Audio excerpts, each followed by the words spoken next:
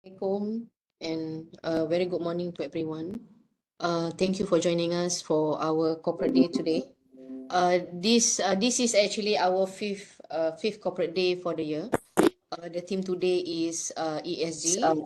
We are bringing you two respectable key leaders in ESG, which is Dr. Norma Zila, which is our board member.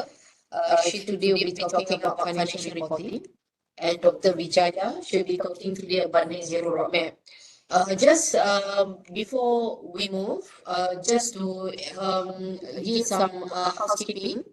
Um, for those that actually attending the program for CPA points, we appreciate if you can uh, fill up the pre and post assessment later and do stay in the event for the whole of 3 hours for us to actually report back to SC that you have attended for the whole of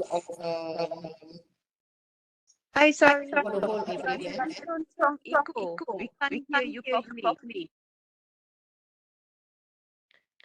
Okay, Okay, can can you you hear hear me me now? now? Is it Is better? it better? Yeah. There's still echo. Yes, but strong Strong echo voice. Okay. Okay. Before on that score, before I join back, perhaps we can start. I will go back to the housekeeping later. Let's get Azim to call for to do the prayers first. Azim? Azim.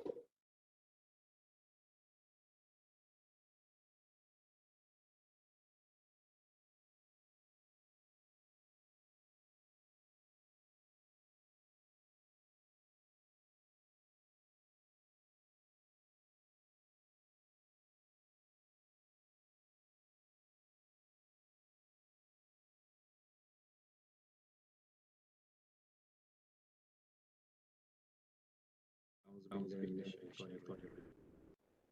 بسم الله الرحمن الرحيم. الحمد لله رب العالمين الرحمن يوم الدين.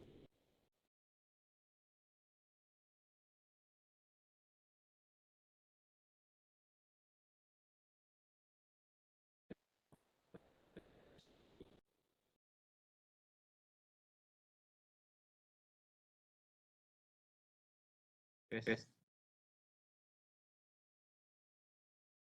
Okay. بسم الله الرحمن الرحيم. الحمد لله رب العالمين الرحمن الرحيم مالك يوم الدين. إياك نعبد وإياك نستعين. اهدنا الصراط المستقيم صراط الذين أنعمت عليهم غير المغضوب عليهم ولا الضالين. آمين. بسم الله الرحمن الرحيم. اللهم إنا نسألك لسانا راتبا بذكرك وقلبا مرحوما بشكرك وبدنا حيا ليلا بطاعتك. اللهم إنا نسألك إيمانا كاملا ونسألك قلبا خاشعا ونسألك علما نافعا ونسألك يقينا خالقا ونسألك دينا قيما ونسألك العافية من كل بلية ونسألك تمام الغنى عن الناس وهب لنا حقيقة الإيمان بك حتى لا نخاف ولا نرجو غيرك ولا نعبد شيئا سواك واجعل يدك مبسوطة علينا وعلى أهلنا وأولادنا ومن معنا برحمتك ولا تكلنا إلى أنفسنا طرفة عين ولا أقل من ذلك يا نعم المجيب. Oh Allah, grant us a soft tongue that always remembers and mentions your name, a heart that is full of gratitude for your blessings, and a light body that is obedient to your commands. O Allah, grant us perfect faith, a humble heart, useful knowledge, and a truly firm conviction. O Allah, grant us a wise and excellent way of life, and save us from dangers and disasters. We ask you, O Allah, for sufficiency so that we do not have to rely on the help of others. O Allah, give us true faith so that we do not fear or hope for anyone other than you.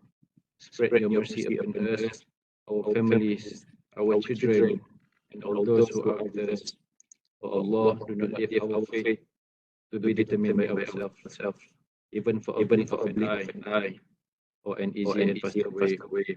O Lord, who answers prayers, please grant our request. O Allah, in conjunction of BIMB Securities, ESG Corporate Day, do guide us to be among those whom you have guided. Do grant us good health and forgiveness, so that we shall be among those whom you have granted good and forgiveness. O Allah, you are the most forgiving and the most merciful, and you love to forgive. Therefore, forgive us, forgive all our sins. ربنا آتنا في الدنيا حسنة وفي الآخرة حسنة وقنا عذاب النار. وصلى الله على سيدنا محمد وعلى آله وصحبه أجمعين والحمد لله رب العالمين. تقبل الله منكم. Thank you, Azim. I hope if there's no echoing, if we while we still fixing the technical issues, we would like to call upon our CEO, our dear CEO, his name is Zaman, to give his speech, a short speech on it, and also to brief the event. Over to you, Cik Kamal Zaman. Thank you, Dr. Dani. Assalamualaikum warahmatullahi wabarakatuh. Very good morning to the speakers, nama Azlan Hasan, and attendant of Wijaya Yasmi, as well as to our and very players, and also the colleagues who have been working to make this happen. I hope despite the echo, I'm trying to speak as slow as possible to make sure that it's delivered precisely. Alhamdulillah, we are thankful to God for being able to host this fifth corporate day for the year, entitling ESG, as we all know, the environmental, social, and governance. And we can see that nowadays, the sustainability approach and initiative by corporates are gaining momentum, alhamdulillah, and they are taking ownership as well as responsibility to make this happen, and also to execute initiatives. ESG is also very close to the heart of our approaches. The principle of finance, thankful and appreciation for all the gift by mankind and the world, and also to ensure that the process and procedures are appropriate to eliminate any imperfection and malpractices. And during this current El Nino weather, which is extremely hot and dry, it is all the more important for us to basically comply with all the ESG requirements.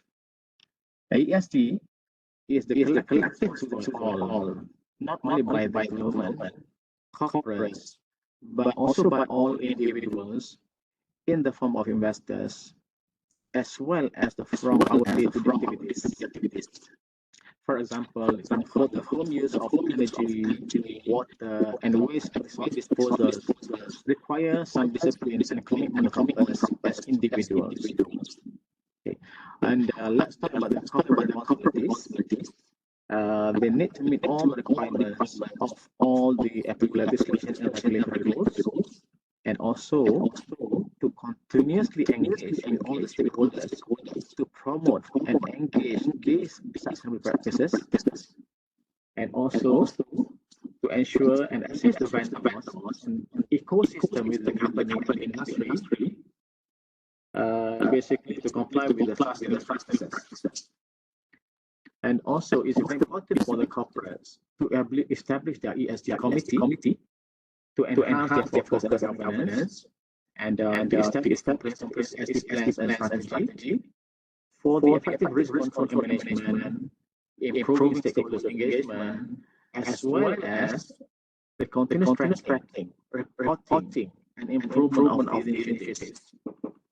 When we talk about ESG, environmental, it can comprise of managing how we manage and limit the controlling pollution and gas emissions, the managing the waste effluents, and also the efficient usage of raw materials and resources, e.g., for example, renewable energy, water and minerals, and also managing the carbon emission with no open burning, and also as much as possible to manage.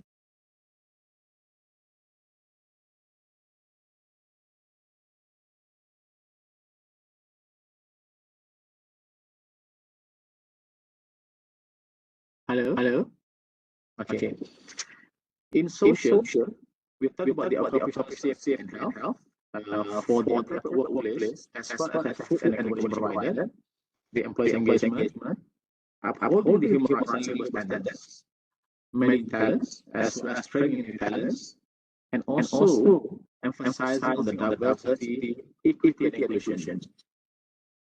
In governance, it's all about complying with all the rules within the Malaysian Code and Corporate Governance, and also to ensure that all the rules are procedures in place for the whistleblowing, personal asset regulation, sponsorship and donation policy, anti-corruption and bribes, and also the best practice of employees.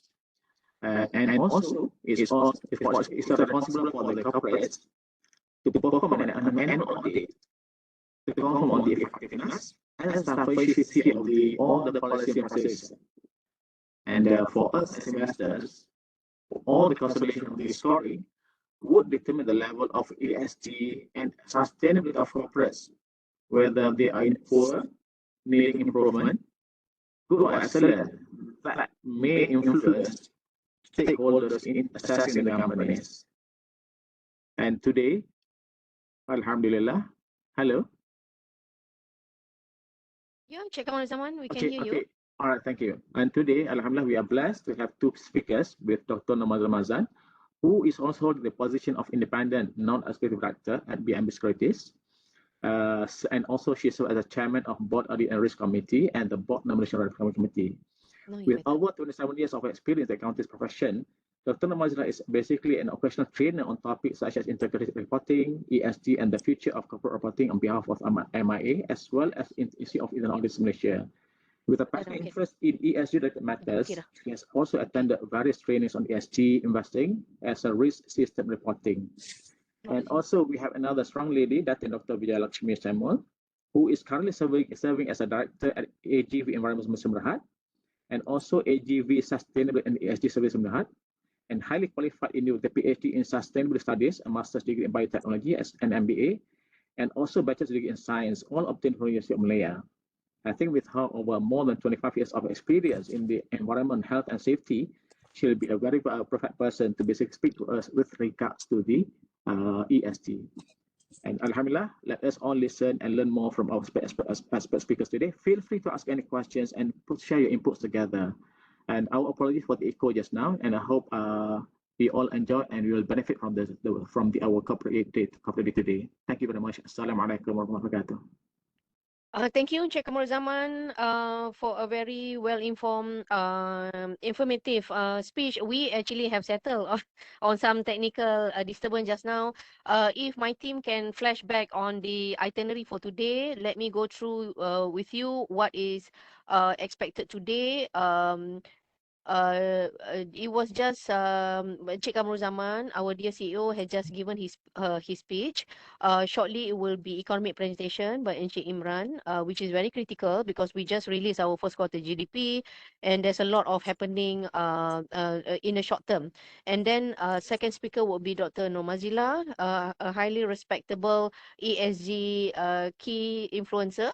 She was just certified as a ESG analyst. She has a PhD in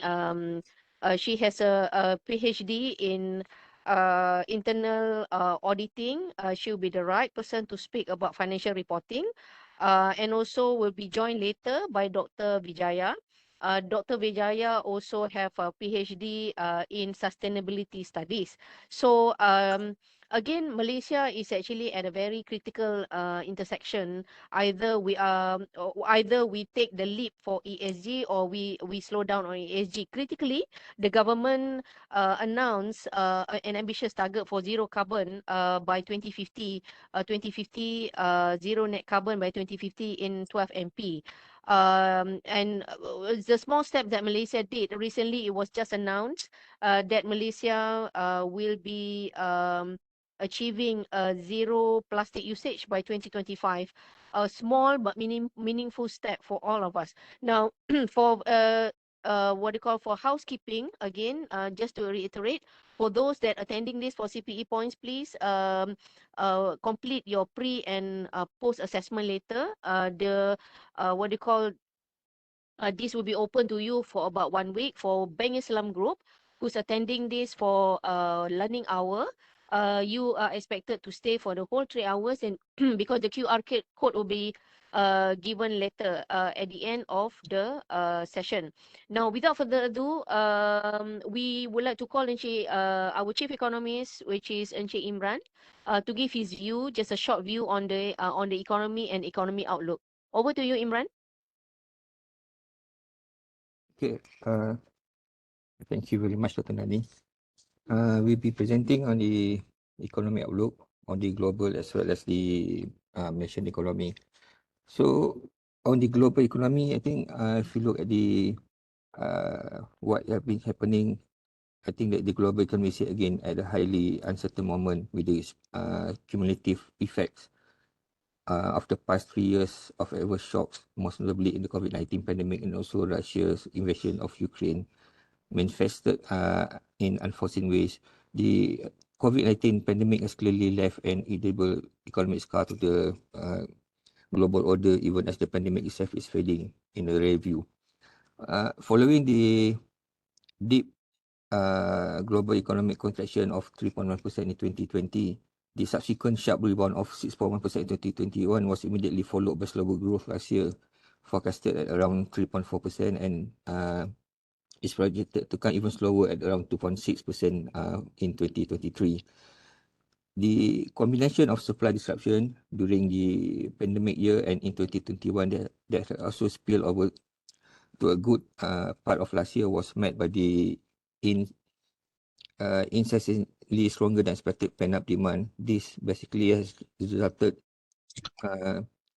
in spiraling higher inflation around the world, and the situation is further exacerbated by the ongoing Russia-Ukraine conflict that added bouts of supply disruption that caused prices to remain at elevated levels for more than a year now, and notably on food and energy prices.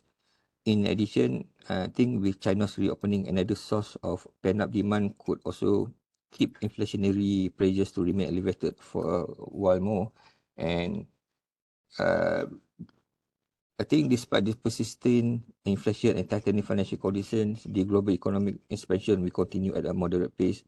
Near-term growth, I think, will be dominated by service sectors that are enjoying renewed post-pandemic demand, and economic performance will vary widely across regions, with growth in Europe and the US experiencing subpar growth and emerging markets for Asia Pacific achieving robust growth. I think on the inflation, while growth is proving to be quite resilient, the underlying inflation pressure are proving to be quite persistent. As a result of the stronger for longer macro activity story, core inflation has remained sticky, although overall inflation has peaked. And to be sure, some countries are starting to see a more noticeable slowing in underlying inflation pressures, but recent figures shows that core inflation trends are still very elevated in many countries and regions. For example, in the Eurozone, the March core CPI was at 5.7%, and in UK, the core CPI as unexpectedly quickened to 6.0%, and in the US, the core CPI remained elevated at 5.5%. So basically, this reflects the composition of recent growth, which has been concentrated in the services sector where labour markets have been tighter. The implications is that financial conditions, which are driven mainly by policy rates, will need to remain tighter for longer. And when we talk about the policy rates, the combination of persistent inflationary pressures and growing financial strain pose something of a dilemma for global central banks. I think policymakers are concerned surrounding financial strengths and the overall stability of the banking and financial sector might encourage some of the central banks to curtail monetary tightening. And it is possible if few central banks could end rate hikes sooner than expected. And in some cases, monetary easing might also begin earlier than previously anticipated. I think the experience of the 1980s suggests that central banks should not relent in the fight against inflation.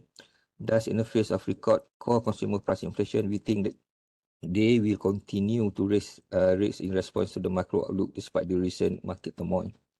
And baseline forecast inflation as well as inflation expectation remain above target for most central banks, and this implies that financial conditions need to tighten further, which in turn calls for higher policy rates.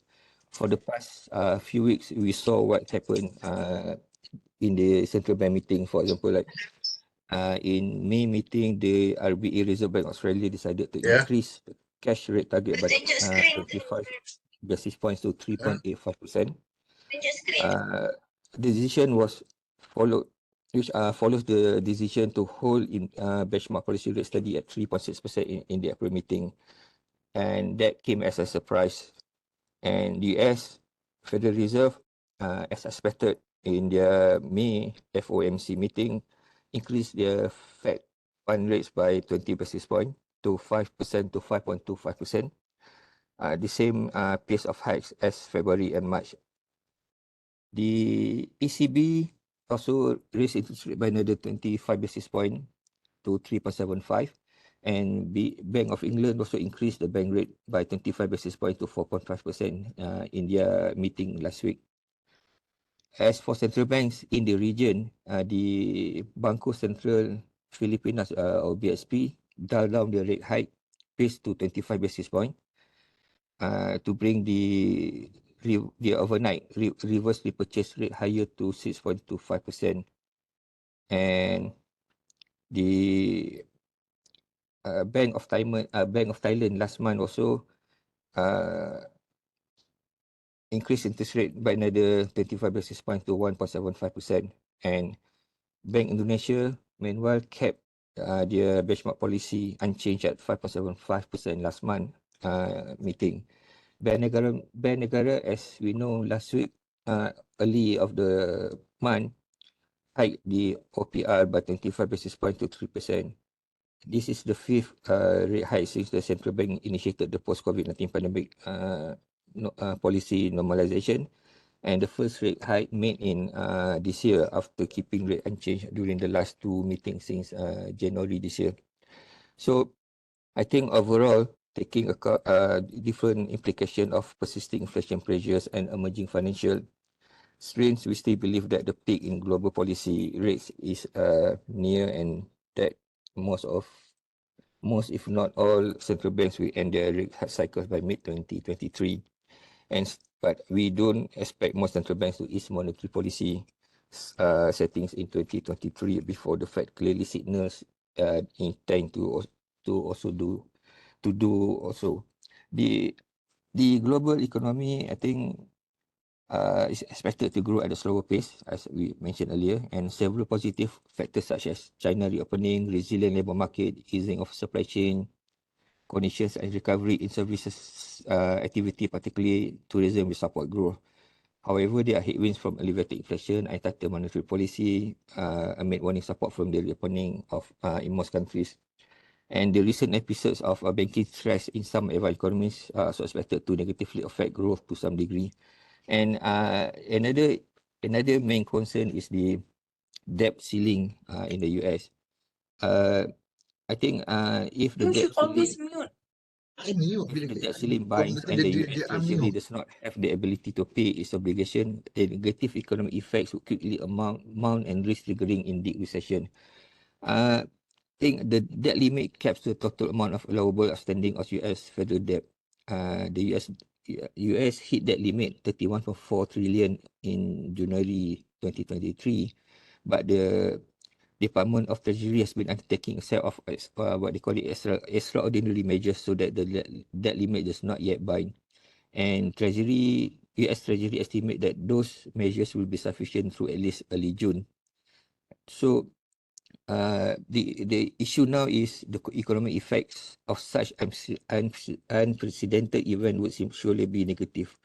And however, in an enormous amount of uncertainty surrounding the damage the US economy will incur if the US government is unable to pay all its bills, it depends on how long the situation lasts, how it is managed, and the extent to which investors alter their views about the safety of the US treasuries. So even in best case scenario where the impasse is short-lived, the economy is likely to suffer sustained and completely, I think, avoidable damage. So overall, the balance of risk to global growth remains tilted to the downside. The downside risk stems from the escalation of geopolitical tensions, higher than expected inflation, sharp tightening financial conditions, including from further stress in the banking sector. And as mentioned, upside risk to global growth can arise from stronger than expected domestic demand in major economies. And moving on to the Malaysian economy, I think we know that last week we saw that our GDP growth showed the economy advanced by 5.6% year on year in first quarter after recorded growth of about 7.1% in the previous quarter. And in terms of quarter-on-quarter, seasonally adjusted GDP grew marginally by 0.9% as compared to negative 1.7% in fourth quarter. I think the strong services sector and improvements in the labour market were the key factors behind the growth. But overall, I think while GDP growth was compelling and robust, we are mindful of signs of potential slowdown in activity, and the external outlook is basically has turned more uncertain given tighter financial conditions, US banking and debt ceiling concerns, the lingering geopolitical risks, and mixed signs on China's post-pandemic recovery. So I think in contrast to the services sector trend, the industrial activity was more subdued. The downward trend in GDP growth likely persisted into 2023, taking cue from especially from the industrial side, such as manufacturing numbers, the manufacturing PMI, the export-oriented segment, the manufacturing output for the export-oriented industries, which grew by 3.6% year-on-year in March. And we also concerned of the exports because if you look at the exports in March, Malaysia recorded a negative 1.4% year-on-year decline. Its first month of contraction is August 2022, and sales of manufactured goods also fell by 0.4% year-on-year as compared to 9.5% year-on-year in February. All this signified further softening in the manufacturing output, and tailwinds from the external pent-up demand of feeding and elevated inflation and higher interest rates. So beside that, year-ago high base effects will also weigh on the year-on-year growth momentum from second quarter 23 onwards. So I think overall, I think the risk to Malaysia growth outlook are fairly balanced. Upside risks are mainly from domestic factors, considering external headwinds and tightening monetary policy in many economies. But we are maintaining our GDP growth forecast at 4.5% in for the whole of 2023. And as for inflation, we also maintaining our forecast that headline inflation is expected to be at about 3.4% in 2023. But robust demand coupled with negative real interest rate would continue to fuel core inflation pressures in the next few months. As we mentioned earlier, Bank Negara hiked the OPR by 25 basis points to 3%. But Bank Negara reiterated that its expectation for headline and core inflation to moderate over the course of 2023, but expect core inflation to remain elevated amid firm demand conditions. We expect the Bank Negara will maintain the OPR at 3%. But one point that we note from this from the monetary policy statement is that they did mention, to quote, in light of the continued strength of the Malaysian economy, MPC recognise the need to ensure that the stance of monetary policy is appropriate to prevent the risk of future financial imbalances. So I think this could imply that future interest rate adjustment remains a possibility depending on how the economy and core inflation indicators evolve for the months to come. And I think pending further clarification on the timing and quantum of the domestic policy actions, if any, we expect the OPR to be remain at 3% for the rest of the year, with risk to the interest rate outlook is skewed to the upside. Okay, quickly on the ringgit and currency, I think there are no changes in directional view of the greenback, where in the near term some dollar strength could prevail as market reprice the path of the Fed fund rate and price out policy rate cuts in 2023. If you look at the dollar index or the DXY, it kept generally in a tight range of around 101 to 103 in April. And we are factoring some support remains for USD, but with the US growth softening and enhanced with the latest development and growth outside US, especially China emerging markets, likely to pick up second half, we maintain our current US dollar trajectory of some decline in the second half of 2023, including risk of some US debt ceiling concerns emerging in the end of second quarter 2023 onwards. And if you look at the dollar ringgit, largely the dollar ringgit hover around 440 levels in April before rising the last few weeks. And this morning it opened at around 448, 448.50 on the back of a concern about the slower than expected recovery in China, fears of banking sectors around the world, recent softer than expected export and commodity market developments, and as well as lingering domestic related concerns, which but led to some selling in equities. Our trajectory remains unchanged for the dollar ringgit, reflecting our continued mildly bearish view of the US dollar in second half of this year, and some eventual resiliency in the ringgit on the back of some pickup in China and regional recovery. And in addition, the 25 basis point hike to 3% in the OPR should provide some mild support to the ringgit. So we continue to maintain our cautiously positive outlook for the ringgit, even amid the sharp climb in the dollar ringgit pair since mid-January. And hence, we stay mindful of the various risks related to the ringgit. So moving forward, volatility in the forex currency space is expected to persist. But extreme downside risk in the ringgit mitigated by favorable fundamentals and an end to the Fed rate hike cycle is growing closer. The ringgit performance, I think, going forward would depend to a large extent on the key factors such as resilience and recovery in oil prices, continued stabilization in the political environment and fiscal dynamics, and sustained positive in the yuan narrative amid China reopening. And at the same time, ringgit is also the most undervalued among the Asian currencies, and an improvement in sentiment towards the ringgit could therefore subsequently lift the currency as well. So I think all in all, despite the volatilities from the external front, we think that the risk to Malaysia's economic growth itself are limited and fairly balanced. Upside risk mainly from the domestic factors such as stronger than expected tourism activity and implementation of projects, including those from the retail budget 2023. And meanwhile, the downside risk stem from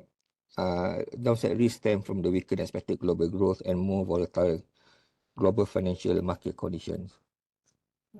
That's a short briefing on the economy. Thank you. Thank you, Imran. Just our view, we think that the first quarter GDP numbers is very decent. It was a broad-based growth across. We were particularly happy to see the turnaround in agriculture sector, though we would like to red flag on the downside risk for mining, given the expected supply cut by OPEC that would reach higher by 2 million per day in the second half. Other than that, we think that Malaysia is expected to do well services sector wise, which is the highest contributor to our GDP, given the healing of the tourism related sector. However, we would like to cautious that the real test is actually in the second quarter and third quarter, given that second quarter numbers 8.8%, third quarter number 14.1%. So that will be the real test. So while the team is preparing to upload Dr. Nurmazila, which is the next speaker, let me allow me to give some brief on Dr. Nurmazila. Dr. Nurmazila Datuk Mazhan will be giving uh, her view on the financial reporting. She is the independent non-executive director at BIMB Securities. She has over 27 years experience in accountancy professions with more than 10 years in senior management. She achieved her pinnacle with a PhD in internal auditing from University of Birmingham. She is a certified ESG analyst that she achieved only recently. She'll be talking about financial reporting, what would be the disclosure required for data on ESG, how we can improve the transparency. She'll be provide where we can see the snapshot of the business impact on these areas for investors, customers, and shareholders, and what are the accounting standards. She is the right person to be talking about financial reporting. We are so happy to have her joining us today, and we hope that you will enjoy what you call her presentation as much as we do. Over to you, Dr. Mazila. Thank you, Dr. Nani. Bismillahirrahmanirrahim. Assalamualaikum warahmatullahi taala wabarakatuh. And it's really my pleasure to be able to discuss and deliberate together with all, I suppose many of you here are all analysts. But before I go on, may I have a show of hand, because there's a show of hand button at the bottom part of your screen. May I have a show of hand? How many of you are actually from accounting background or you are accountants? Any? All right. Cik Kabaruzaman. Yeah. Let me see. Any more accountants? Well, I don't see many. Yeah, but well, I think then I would probably make it more from the analyst point of view and try to make it less technical in that sense. And I think it's also very interesting development that we have nowadays, because we can see that disclosure requirements are getting enhanced, and at the same time there are also initiatives to ensure that the reporting requirements, the financial statements, so to speak, are actually calibrating with the sustainability disclosure. So as we know, sustainability disclosure are being done on the integrated report or the sustainability report. But on the other hand, companies is also mandated to publish the audited financial statement. That is really mandatory. So then what we are looking at the moment is to enhance the connectivity between all the reports that corporate are releasing. Well, I started my work in 1993 then when I was with Arthur Andersen, now is EY. And I think to this year, it marks probably my 30th working life. And that really, I think, making a lot of observations along the way. So can we move to the next slide? So Imran, I think, no, Aiman is helping me with the slides. So Aiman, can we move to the next slides?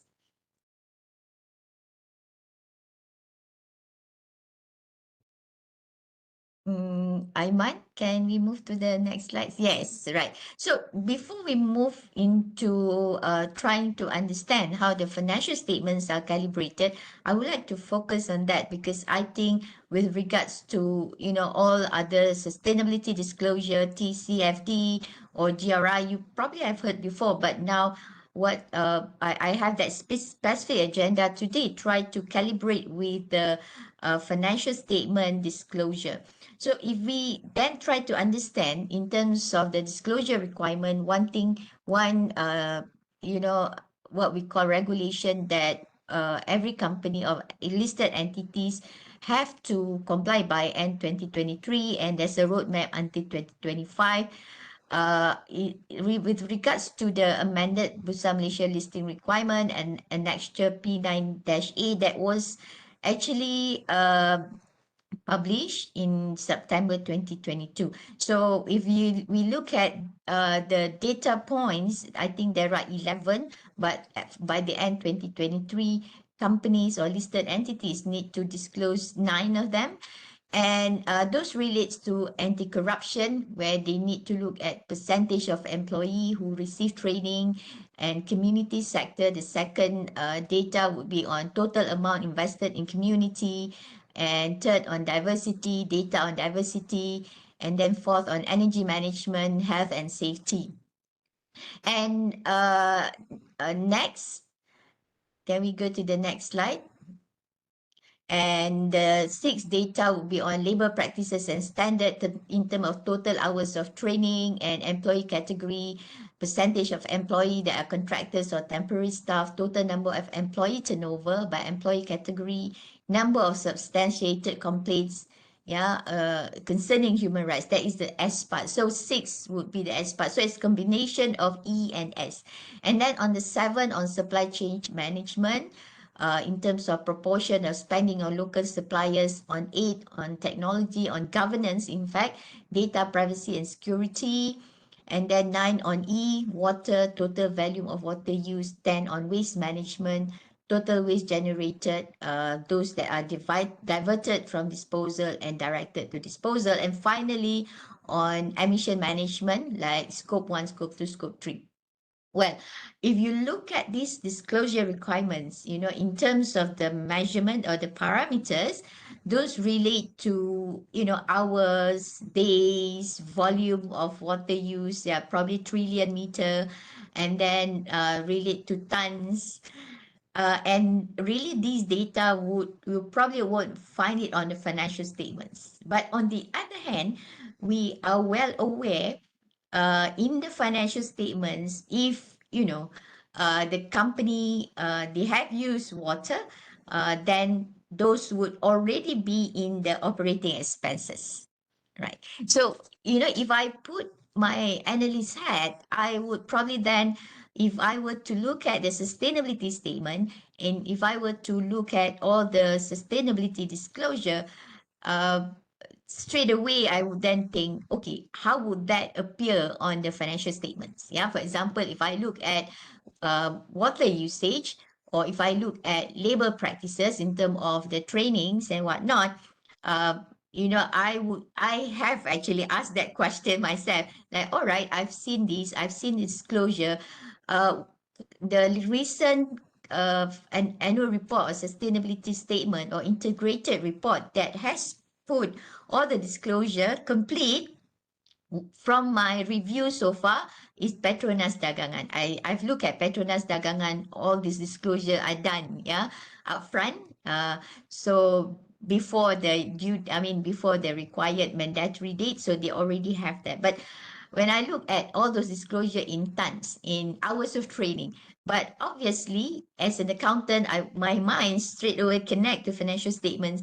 How much have you spent on that in terms of dollar value? So at the moment, in terms of financial disclosure, I have not seen much in terms of the dollar value. But I know it is there in the financial statement, because of course it's part of operating expenses. But this is very interesting as well, as I look at how analysts like Morgan Stanley look at it. They do adjustments based on the dollar value as well. For example, they want to look at the capex, how much of your capex are attributable to the environment or transition initiatives or decarbonization initiative that the company is doing. So can we move to the next slide?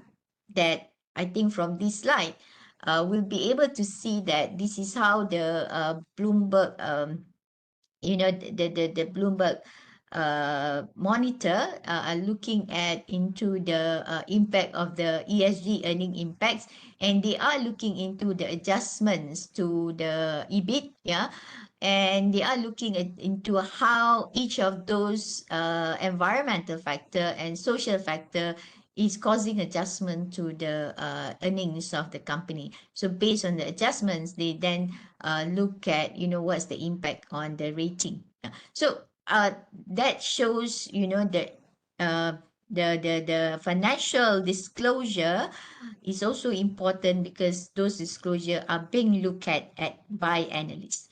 And so let's look at another report by the Carbon CBI. Yeah, CBI this is not CBI. This is the PRI. The United Nations Agency and Carbon Tracker. PRI is the Principle for Responsible Investment under auspicious of United Nations, and they have many signatories.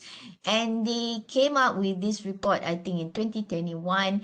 They put the title Flying Blind. Yeah, Flying Blind, as far as I understand it, as if, they are waiting for some information. They expect to have information, but they couldn't find it. So they actually reviewed, or they perused through 175 companies' financial statements, and over 70% did not indicate that they had considered climate matters when preparing their 2020 financial statements. So the report was released 2021, so they were looking at 2020 financial statements. So the next finding is they saw that most climate-related assumptions and estimates are not visible in the financial statements. And then the third findings, most companies do not tell a consistent story across their reporting. They may have actually disclosed, tremendously in the sustainability report, but somehow the disclosure is not in their significant accounting policies or in terms of judgment in the financial statement, because we know very well in the financial statement, when the company or the directors are making judgment on certain treatment of the assets or liabilities or expenses or revenue, that need to be disclosed. So the fourth finding is there is a little evidence that auditors consider the effects of material climate-related financial risks or companies' announced climate strategies. And the sixth ones, they found out that even with considerable observation, they found inconsistency across company reporting. Across company reporting is probably comparing between sustainability report, integrated report, and the financial statement itself. And auditors rarely comment on any differences. And finally, companies do not appear to use Paris-aligned assumptions and estimates. Okay, so next. And so the overall results, they somehow came out, yeah, based on the 107 that they have reviewed. They came out with some sort of traffic light assessment. So, and with regards, yeah, this is the results. With regards to the consideration on climate, they couldn't find any good practice across all aspects on financial visibility of assumption, financial consistency with other reporting auditors consideration. They couldn't find good practice, so it's 0%. But they do have some few concerns, yeah, with regards to financial consideration of climate. In the percentage, they have 2% concerns, and with regards to financial visibility, 5% concern. Auditors consideration, 3%. But what's alarming is that in terms of significant concerns and some concerns, you can see the bottom line down there, about more than 70% across all aspects, they do have significant concerns.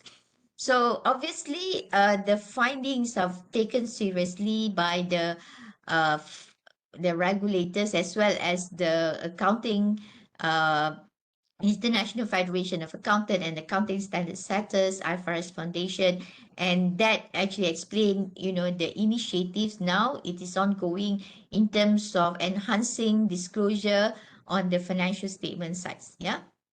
So can we move next? Next slides.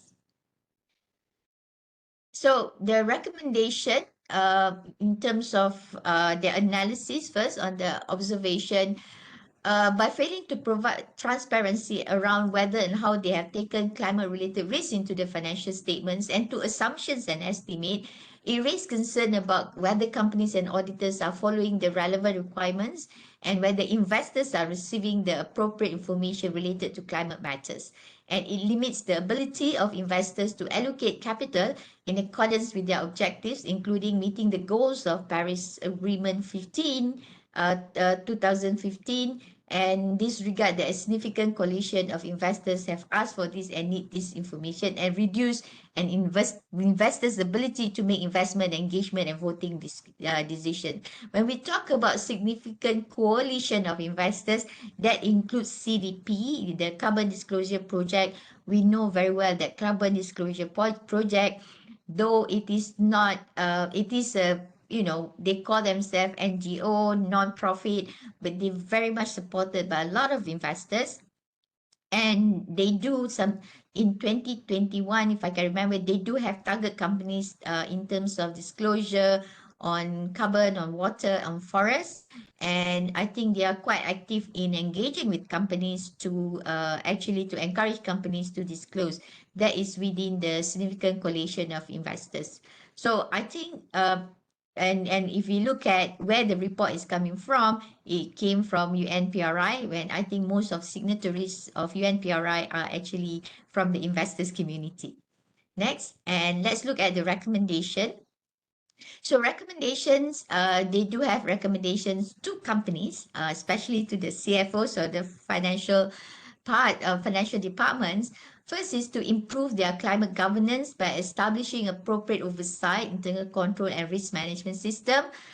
I think companies in Malaysia are already into this space. And then to secondly, clearly indicates whether and how they have incorporated material climate-related risks and commitments to their financial statement based on the financial statements that I've reviewed. When I've seen in TNB, I've seen certain disclosure. I've seen in CIMB, I've seen that disclosure in their policies and judgment. And thirdly is to disclose quantitative climate-related estimates and assumptions and describe how they are taking climate-related risks and their own targets into account. And finally, to explain why and to provide Paris-aligned sensitivities to assumptions and estimates. So with regards to this, a good example is BHP, their latest 2022 financial statement, which was part of their annual report or integrated report, did show in terms of the Paris-aligned sensitivities. And with regards to auditors, the recommendation is for the auditors, the recommendations are for the auditors to provide evidence of work they did to address climate-related issues and ensure that the company financial statements are not inconsistent with the other disclosures within that report. So, for example, if the financial statements is actually part of the integrated report, so there has to be consistency. So ensure that companies consider climate impacted assumptions and estimate and that these are transparently disclosed and develop firm-wide policies to consistently address this issue and encourage that management meet investors' demand for Paris-aligned assumptions. So these are the recommendations for companies and auditors. Next. Okay. So, and they do have recommendations for regulators as well. First is they recommended that regulators should increase their focus on ensuring consistency between company narrative reporting and the financial statements, expand the definition of other information for audit consistency checks. This actually the second one on the definition of other information, because the other information is actually part of the standard international statement of auditing. So as part of the process for the auditors to look at their reporting is to consider that if the reports, recite together with the other information, then they need to look at consistency. And finally is to announce their inclusion of these issues in their supervisory and enforcement reviews. And the next recommendation are for the investors. And this report, is on the opinion that investors are key level of change, and accordingly, they should engage with companies and establish expectation of climate-related matters for the 2021 accounts, especially if you are, substantial shareholders engagement, and putting your expectation to companies would be the way you lead. Yeah, that's why investors are the key lever of change. Then second is to have ensure proper governance of this issue through communication with audit committees or others in charge of oversight. And third, communicate the expectation to auditors either directly or via proxy voting. Actually, there are quite a number of case studies on UNPRI website. So there are case studies on alignment to taxonomies. There are case studies on how the investors are using their voting powers, and there are case studies on how the investors are using engagement, yeah, in driving the change in the investing companies or their portfolios that they manage. Okay, let's go to the next slides. So there are interactions really in terms of climate matters and financial statement. And actually, it is important to identify first, of course, to identify recent commitments, and then look at how the companies determine consequence and responses. Third, incorporate steps into plans and forecast, and incorporate plans and forecast into financial statements. So this is based on the carbon tracker documentation. And next, all right. So, and how does it affect the financial statements? You may look at it in terms of assessment of materiality and making judgment, look at their significant policies or significant judgment, where, a part of the guidance by International Accounting Standard Board, IASB, is to understand the qualitative external factors and apply IFRS Practice Statement 2. IASB has released the IFRS Practice Statement 2 quite, I think, a few years ago, perhaps 2021, and perform the materiality judgment. And then for the reporting entity, for the companies, they need to assess whether there are any asset impairment, such as goodwill or inventory, or the intangibles, and look at the changes in the useful life of assets, changes in the fair value aspects, and of whether that require any impairment calculation, yeah, because of the increased cost or reduced demand. And then that they need to also make judgment whether all this assessment require disclosure in the climate related and other emerging risks in the financial statements. So I've seen some question there. I'll address the questions after I finish my presentation. And finally is to look at or to do disclosure in the management commentary of the in the annual report. Right. So we hope to see some of those. We expect to see some of those in the financial statement. And based on the financial statements I've reviewed, I've seen some level of the disclosure done by companies on the financial statements. Next. So one thing that, when we talk about transitions to low carbon economy and transitions to net zero, the most discussed area would be on stranded assets and and also in terms of the divestment. I think there was a report by World Bank and OECD on the issue of stranded assets and divestment. Well, stranded assets, simply the definition is about assets that have suffered from premature or early retirement or write down, devaluation, or in fact, or to the worst is conversion to liabilities. And there is a research that back this. and this is also quoted in the OECD report. And potential stranded asset includes the most power plant and equipments, intangible or any financial assets and investment. And it can be triggered by physical or transition risk. And if you look at typology of environmental related risks, when we look at environmental challenges like climate change, the flood, earthquake, and water pollution, air pollution, and contamination, it does affect in various ways. It affect the assets like power plant and equipment. It sometimes it affects the demand, yeah, on your product and services.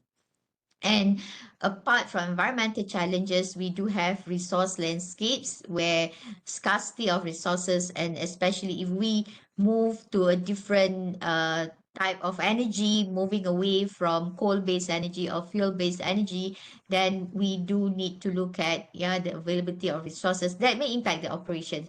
And also on government regulations like carbon pricing, carbon tax, subsidy regimes, air pollution regulation. And in fact, I think in Malaysia now we are waiting for the Rang Undang-Undang Perubahan Iklim Negara RUUPIN, where I've seen there was a tender given out, for consultants to assist the NRECC in terms of this new Rang Undang-Undang. And so, if that's coming, there are a lot of things that come to mind in terms of would there be carbon tax soon and things like that. Yeah. So then the fourth one is technology change in terms of clean technology costs, the falling costs, and perhaps more costs and more costs in terms of innovation. Social norms and consumer behavior, awareness of the consumers, litigation and statutory interpretation, especially now much talk about greenwashing. So all this, if you look at it, there are touch points and potential impact to the financial statements, to the assets, liabilities, and even expenses. Next.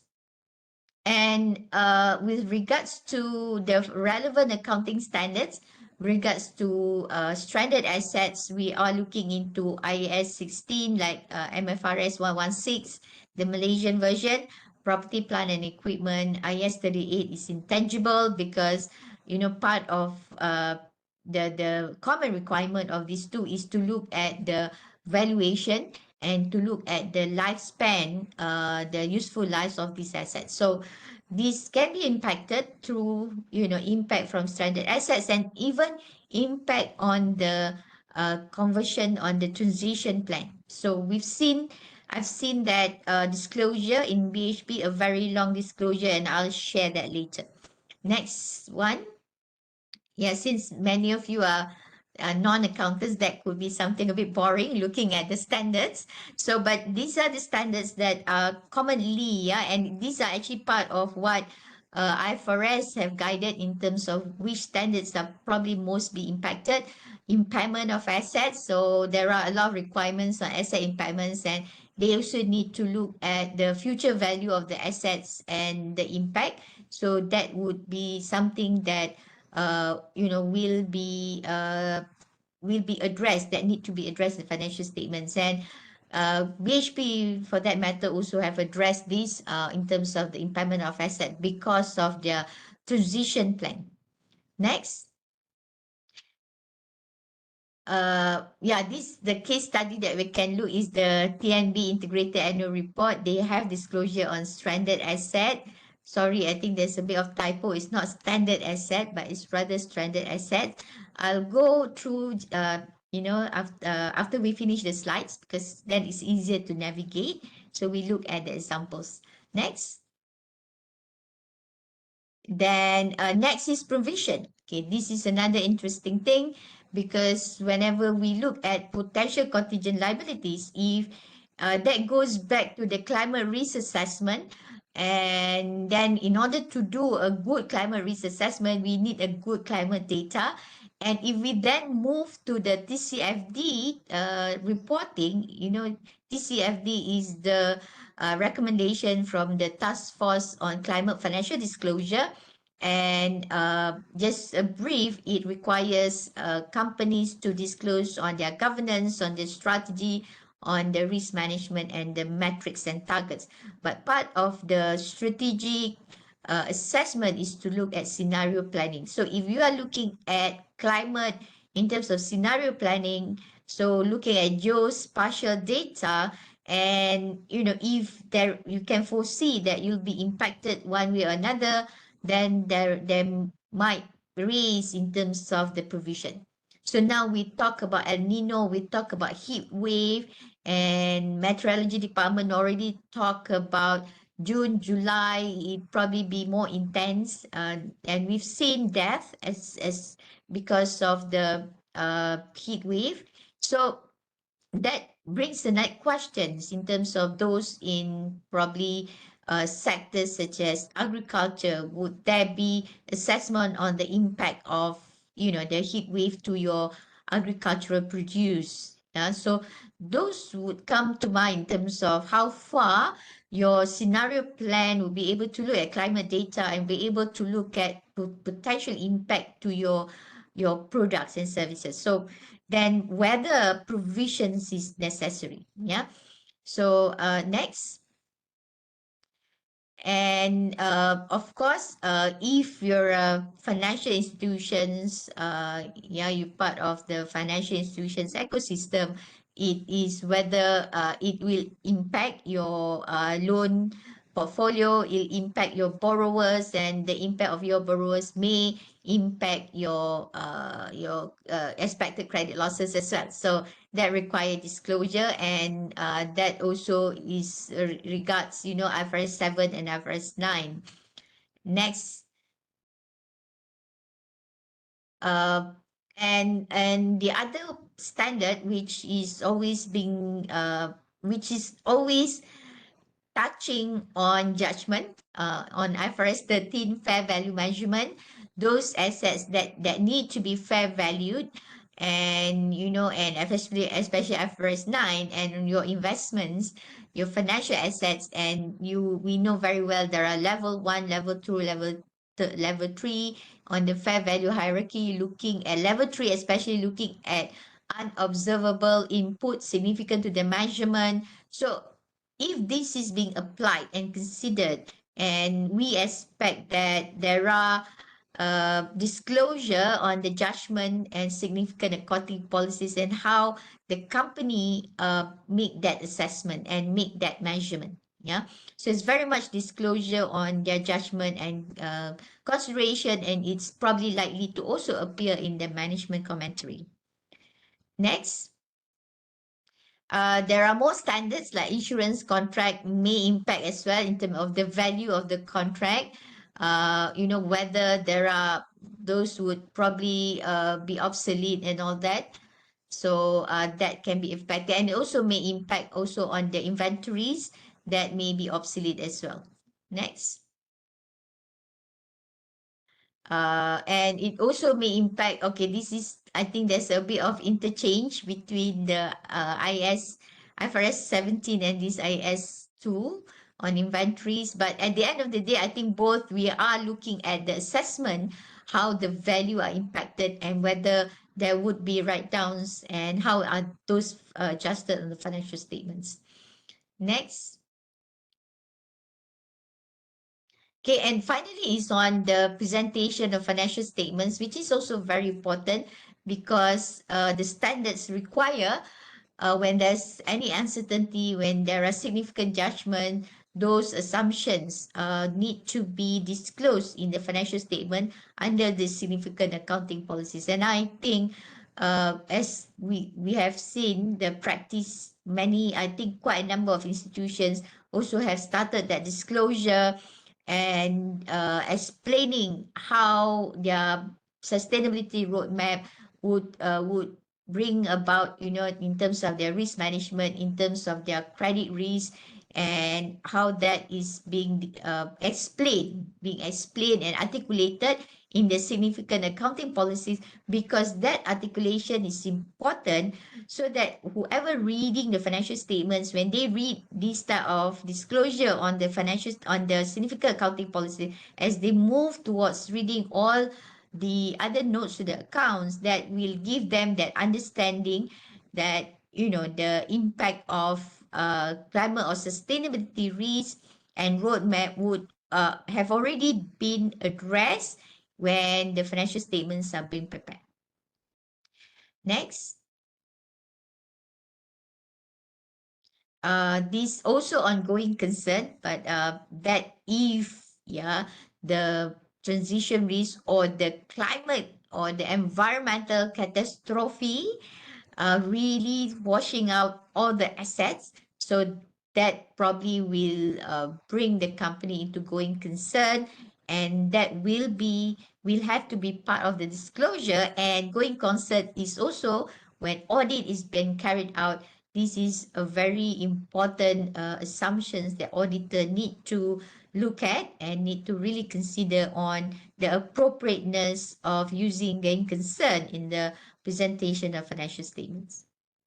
Next. So we're going to look at the BHP annual report shortly. Can we just move the slides?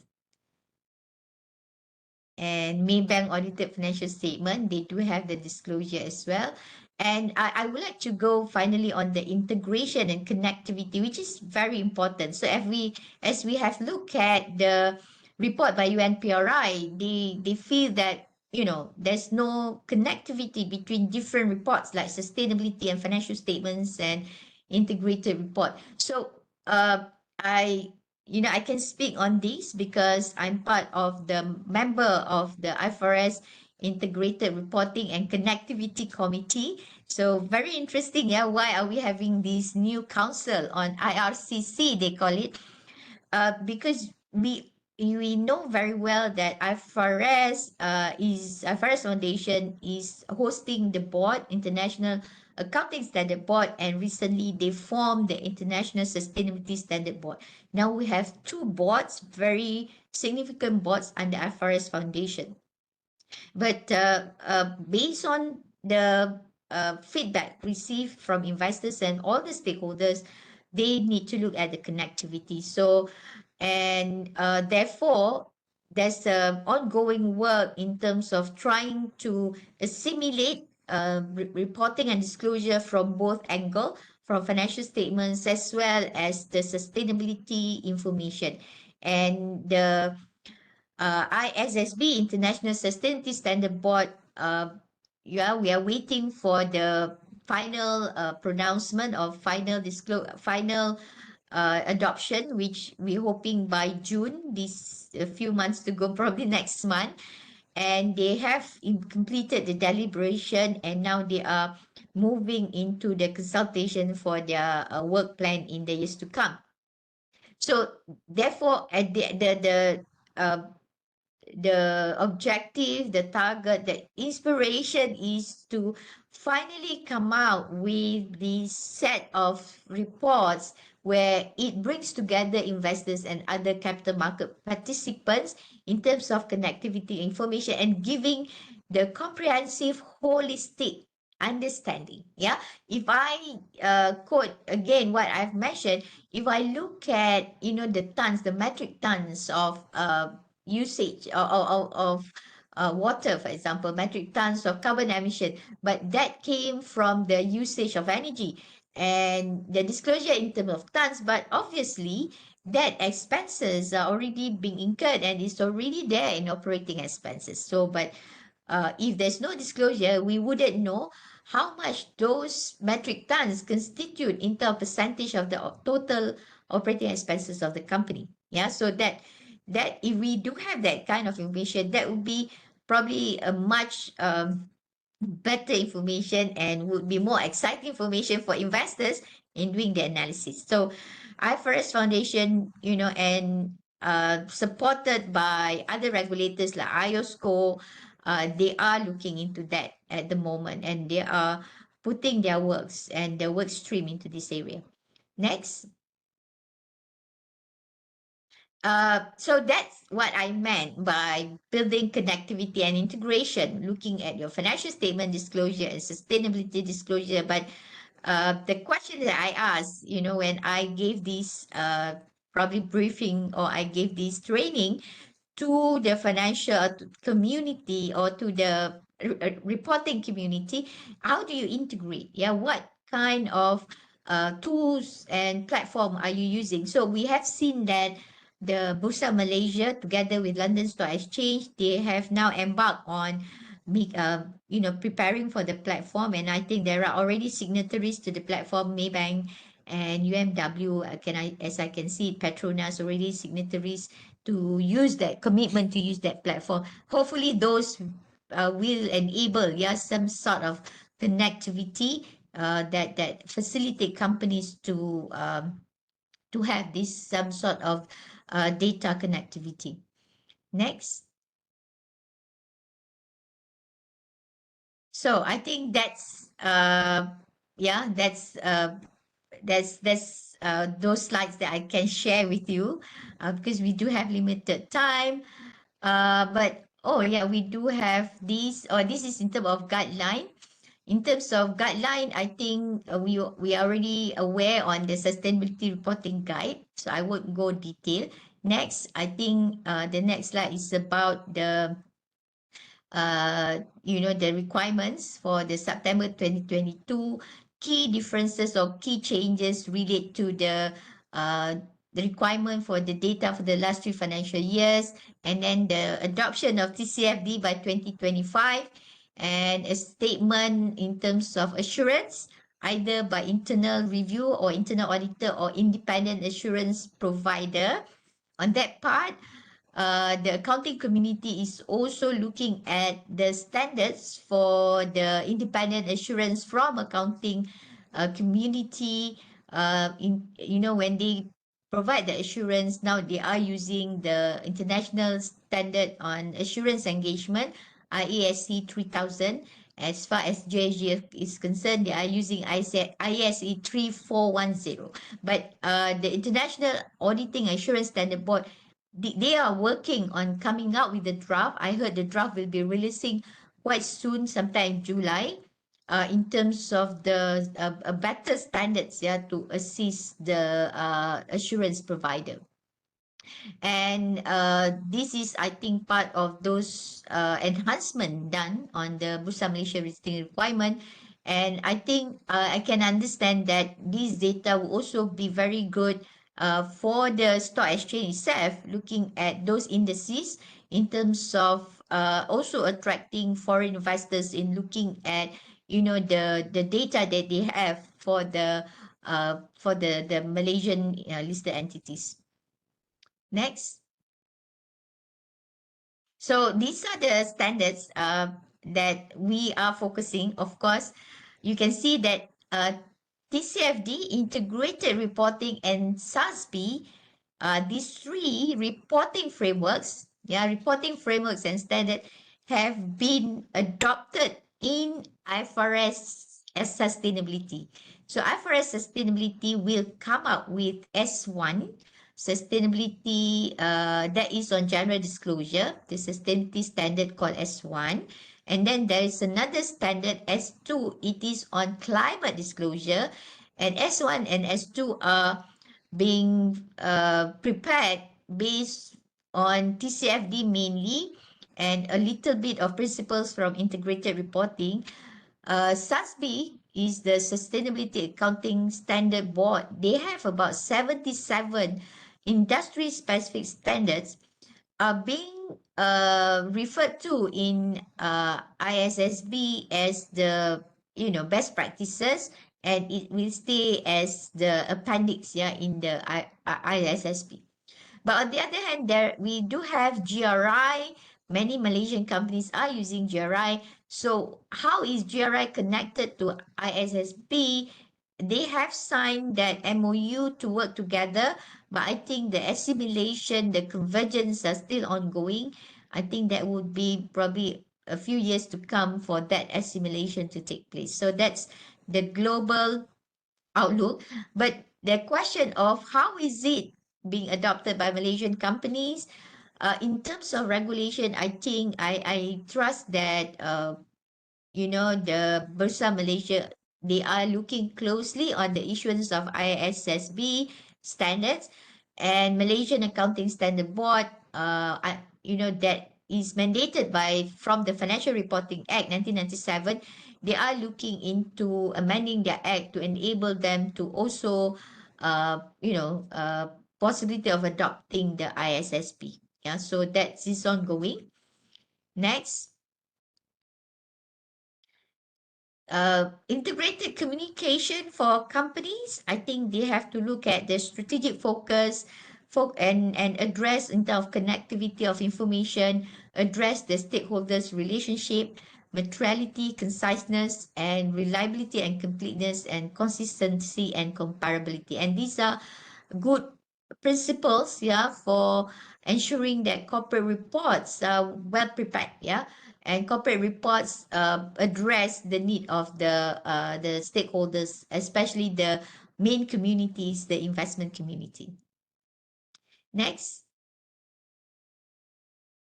So I need to touch a bit just on global taxonomy framework, because now we understand very well that this taxonomy actually spur sustainable finance and sustainable investment.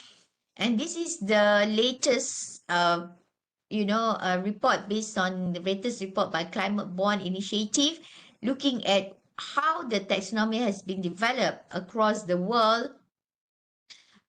You can see that in EU and Russia and in Malaysia, in ASEAN, we already have taxonomy in place, but in other parts of the world, they are still in drafting stage and still in development and discussion. So next, EU taxonomy perhaps is more mature than others, and they have included that part of their directive and part of their legislation. And I just would like to share about these three taxonomy that I have reviewed: the EU, the ASEAN, and Malaysian CCPT. And I think we also have the SC taxonomy that was released on sustainable and responsible investment, released in December 2022. And really, this taxonomy, the goals are to come up with the baseline classification of activities that can be used as a guide in order to come up with what we call green initiative. So if for companies' purpose, they want to come up with green initiative, they look at the kind of probably decarbonization, and then they need to look at whether they are in line with CCPT, which is actually climate change and principle-based taxonomy. That's the and the taxonomy. Okay, next.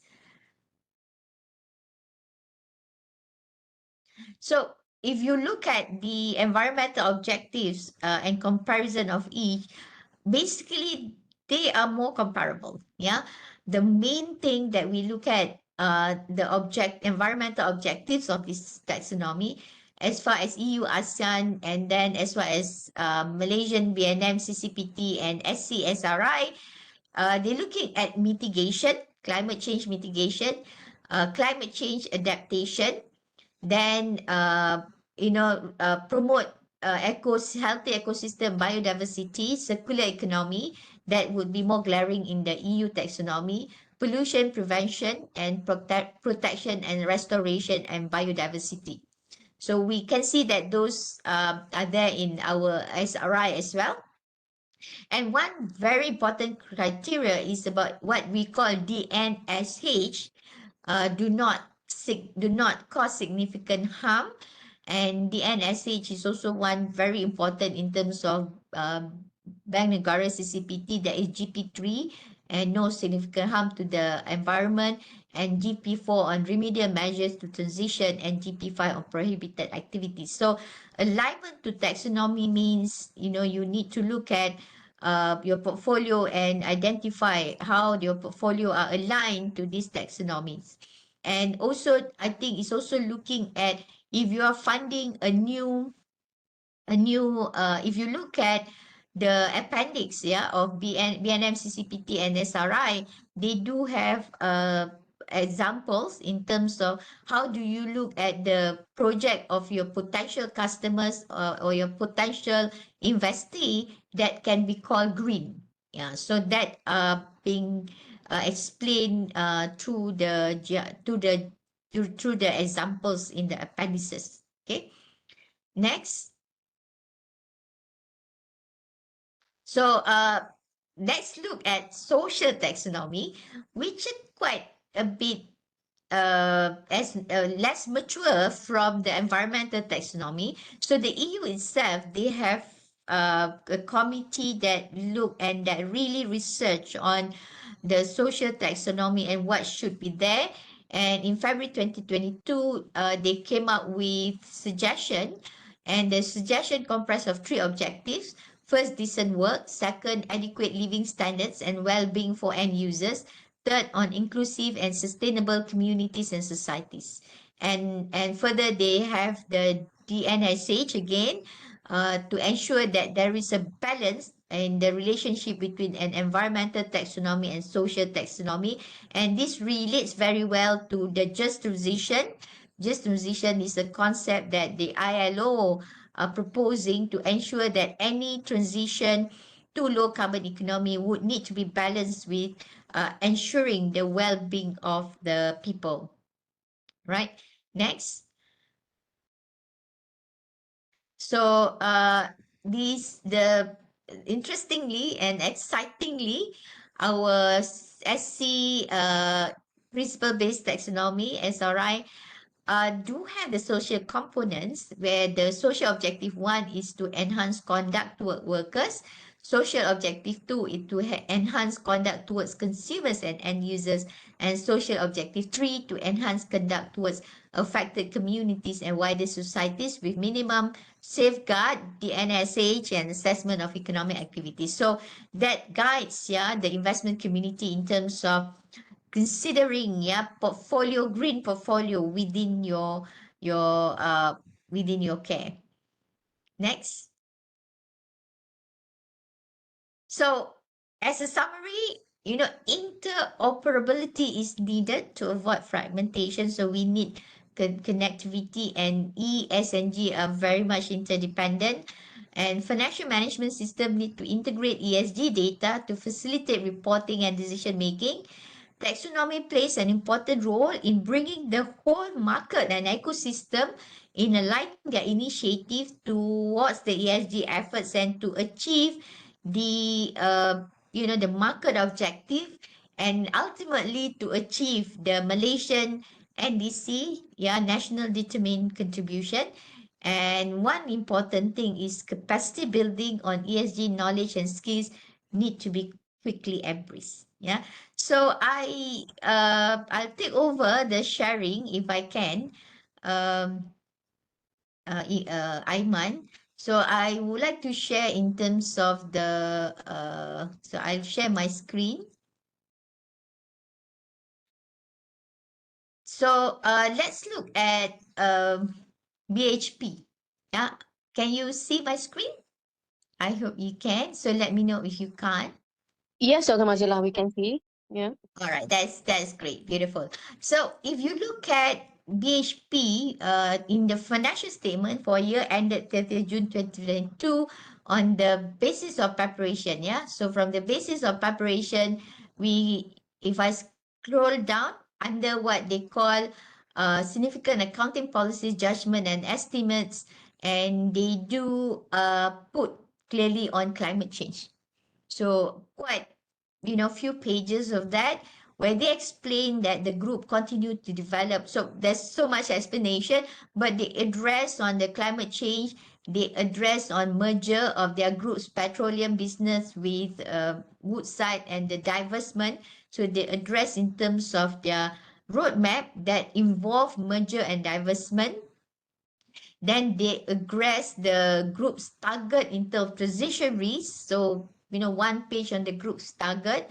And they explain on group global transition signposts. They also explain on the operational planning cases, price outlook, and cost of carbon assumptions, and that has been addressed as well in notes 11 on the property, plant and equipment, and notes 13 on impairment of non-current assets. Yeah, so that's where the connectivity happened. They address in their significant judgment, and they also address in their notes in terms of impairment and valuation of assets. So, and they also talk about they have used they have actually applied TCFD, so they do have their scenario plan, and they do explain that the group utilize a range of scenarios, including the 1.5 degrees Celsius Paris aligned scenarios, and when testing the resilience of its portfolio, and so on and so forth. So that's a bit of disclosure there. And they talk about the climate investment program as announced by the group, and aim to invest. So this is what one of the information that I can see that investors are looking at, like MSCI, they want to look at the capex. So they do disclose their capex plan, and by saying that, you know, in 2019 they aim to invest US 400 million over the 5 years, like 5 years time. So they do disclose that, because I think all this information is very relevant when we read through the financial statements and trying to think on how climate, environment catastrophe, or environment transition or physical risk would impact the, you know, the assets and liabilities, revenue, and operating expenditure. And they do have sensitivity to the demand for group commodities. So when we talk about risk, it's not just about potential, you know, imminent catastrophe when there's flood or earthquake, but they do talk about the demand to their product. Yeah, so the sensitivity is being discussed here. Very interesting. They talk about, although all potential financial reporting consequences are currently impracticable to fully assess the long-term commodity price outlooks under this scenario for iron, or iron ore, copper, coal, nickel, are either largely consistent with favorable to the price outlook in the group's current operational planning assets. So it shows that they have addressed that. It shows that they have addressed that. Yeah. So then they talk about physical risks. So that is how BHP, and quite extensive. I think very interesting to see that. And I think TNB has got this under page, this is the recent TNB annual report, page 273. They do disclose on in tandem with the group sustainability pathway, the extension of the power purchase agreement for the coal-fired power plants are not probable. This would lead to a loss of expected future revenue stream for LMT. So they do disclose that, and I think they do disclose in their significant accounting policies as well. So there's a bit of far to scroll. Yeah, I think I can see. Yes. So they do disclose in the judgment part, yeah, under the significant accounting policies, group sustainability pathway consideration. The group sustainability pathway is to reduce emission by 35% and half coal generation capacity.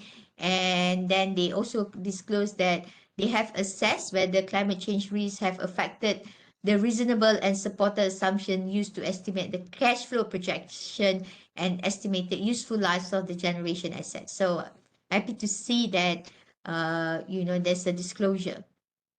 And I think Maybank also has a lot of disclosure under the financial statement. This is not on the bigger report. The report that I'm looking is just on the financial statement. So they do talk about their sustainability journey. Sorry, I need to scroll down further so that quite.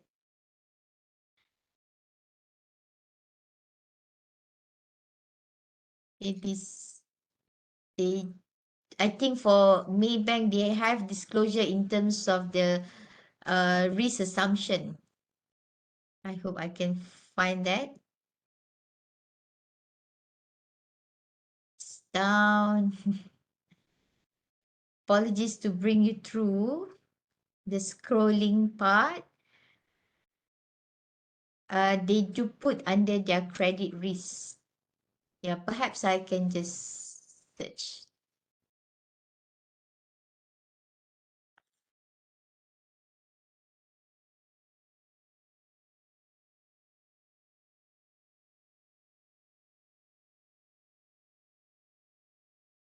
Yeah, sorry, it didn't work that well. But yeah, anyway, it is there in the main bank. But I couldn't find it. But the another one is CIMB. They also have it, in all parts of their disclosure. So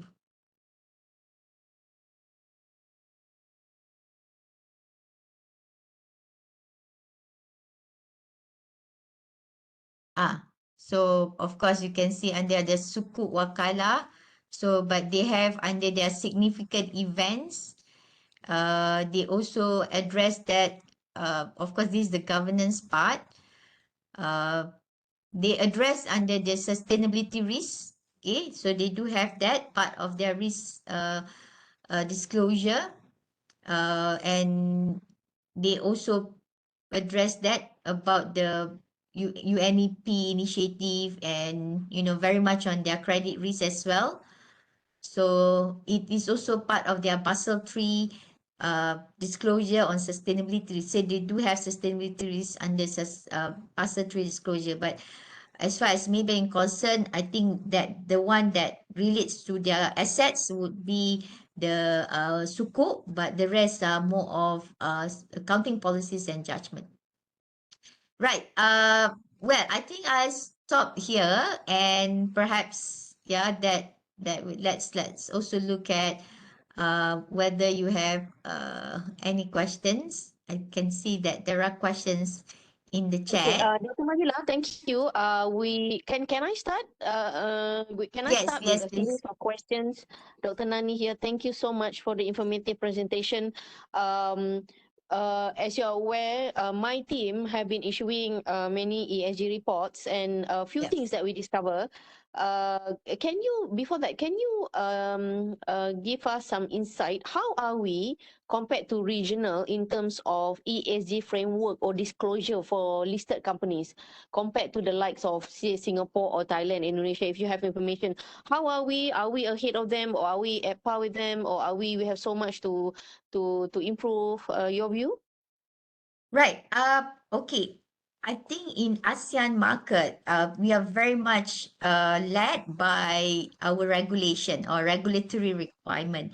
So as far as Singapore is concerned, I think that TCFD requirement has been there, and I think in terms of their regulations, they have probably put it out a bit earlier. So you can see, like, if you look at DBS Bank already have their TCFD report, and some of other companies, they already have that reporting that they have adopted, like TCFD, a more detailed reporting. So in that sense, you can see, their companies may have more information in that aspect. But it is also interesting that some of the other ASEAN countries, they also uh, quite, I think, what I should say, quite active in using reporting such as GRI. But putting aside what reporting framework they are using, but it's about the information they're disclosing. So I think it's just observation. We don't have that report. As far as I am aware, there's no report in terms of comparison. I've not seen that report in terms of comparing the countries within ASEAN. So therefore, I may not be able to share how far, or whether we are having that rank, so to speak. But observation, I think our companies also have gaining that tractions, and they have started to collate enough data for their reporting purpose. So we can see that traction, but I can see that the large capitalized companies with large capitalization probably a bit more advanced in that sense as compared to with the mid-size or small cap. So that's my observation. Okay, Dr. My second question. We discover that when we want to report the ESG on companies, we do ask on their ESG allocation for some reason because we want to benchmark between one to another. But we face difficulty in getting such information. Some are really transparent, some just very, very reluctant to do it. Your opinion, because I think they have to be transparent, because it has to come within their own self to actually report on how much their ESG allocation is. Your view? Yeah, I think they want to be transparent, but sometimes they perhaps have not tracked accordingly. Yeah, so that goes back to your data management systems and how have you set your management information system to be able to identify that when you spend on capex, for example, that capex relate to uh, ESG.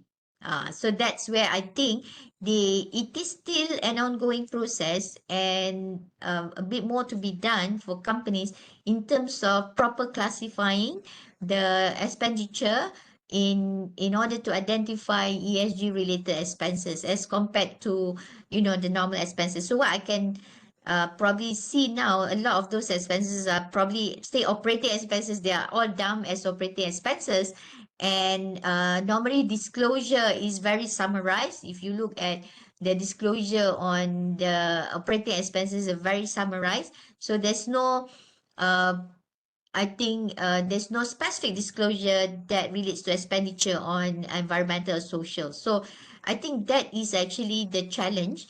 And this is where the time now for them to probably focus more on classifying their expenditures so that they can address the questions by analysts. Okay.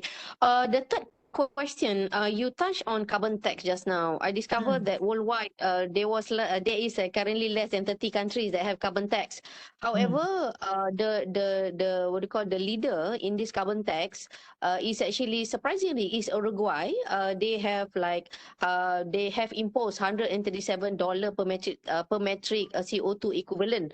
This is even higher than Sweden and Switzerland. I mean, even mm, Singapore is at $5. So mm. I think we are still baby steps in this. I hope that the government will be gaining traction because we are predominantly manufacturing based still at the moment. So your view on carbon tax and your view when you think this is possible and how soon we should implement this?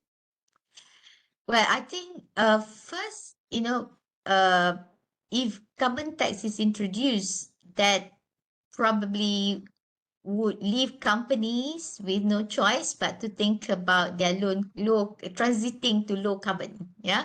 So that's one. So it will spur further effort in terms of carbon reduction and decarbonization.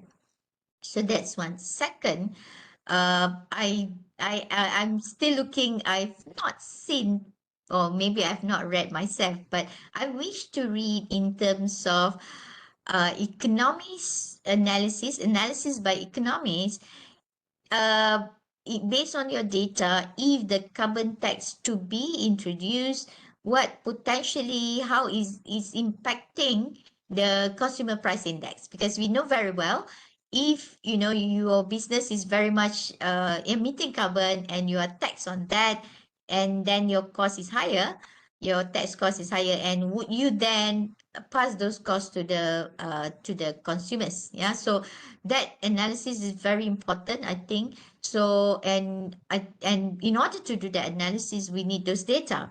We need those data in terms of identifying each sector, what are your contribution to the carbon emission. So then I think what we are struggling at the moment is having those data. So I do have a conversation with, say, the officers in NRACC, when I ask them what do you expect to see in the RUPIN, so they said that perhaps, we also want to see in terms of mandate given, yeah, to the ministry in getting data. So now getting data is very much, yeah, based on motivation, encouragement. But if we are not providing data, no one can come after you, yeah, except if you are part of the listing entities. So I think that's the challenge. So, and once we have data, then we can do better analysis, and that will help government to see how, when we are ready in terms of carbon tax. As always, Malaysia, we are afraid of whether the rate is prohibitive, because we know that this will be what they call transferred to consumer price index. Yeah. That's the thing. So, but then again, yeah, so that's a major concern, mainly because then we think that there should be some government leadership in this. Either they should give some grants, or in terms of tax exemption, or whatnot, in terms of subsidy, just to head start on this, has always been the case. For all the participants, if you have any questions, you can type in into the chat room. We will read it for you. We do have several here, Dr. Mazila, among others. Analysts are actually asking, how can we use the ESG information to incorporate that into our valuation for our share price. You have actually you are the right person for us to ask this. Maybe your insight on this. Okay. I think in terms of that investment process, first of all, I think if you are handling funds, yeah, is to look at the objective of the fund. So setting the objective of the funds, and then looking at the mandate within each of the funds, then you need to look at, what kind of portfolio you want to put there in terms of that green fund, so to speak. And in terms of the adjustment and the evaluation, so the practice, I think, globally is where they then look at that. There's a two part of that, which is the research part, where they look at all the factors that affect that sector. That first they look at, say, the global driving factors, look at geopolitical, they look at environment, they look at policies and regulation, they look at technology. And then for each of those sectors, they will then look at how it is impacting that company. And then they will also look at sustainability report, and what or integrated report, so that for that manner, uh, looking at holistic, yeah. In integrated report, you can see if it's properly integration, you can see the materiality. So it's out of, say, 10 of their materiality factors, 5 are actually environmental and social based. That means those E and S are actually having 5 material items on their plate. So that shows that E and S major drivers as well on the performance and the value of that company. So then you will need to look at each and identify what kind of adjustments rate that you will give to your initial valuation. So initial valuation, based on all the financial figures, you will adjust that based on the discount rate. So the negative factor will make that discount adjustments to your valuation. So that's being done by some of the ESG analysts, and based on what I've learned on the course that I've taken. As an SG expert, Dr. Mazila, do you think that E is more important than S, or will S will be more important than G, or G should be higher than E? So your view on this, or is it depends on which sector they fall in? Yeah. Okay. Dr. Mazila, yeah. Yeah, Dr. Nani, first of all, I am no expert. I humbly say that I am still in the learning process.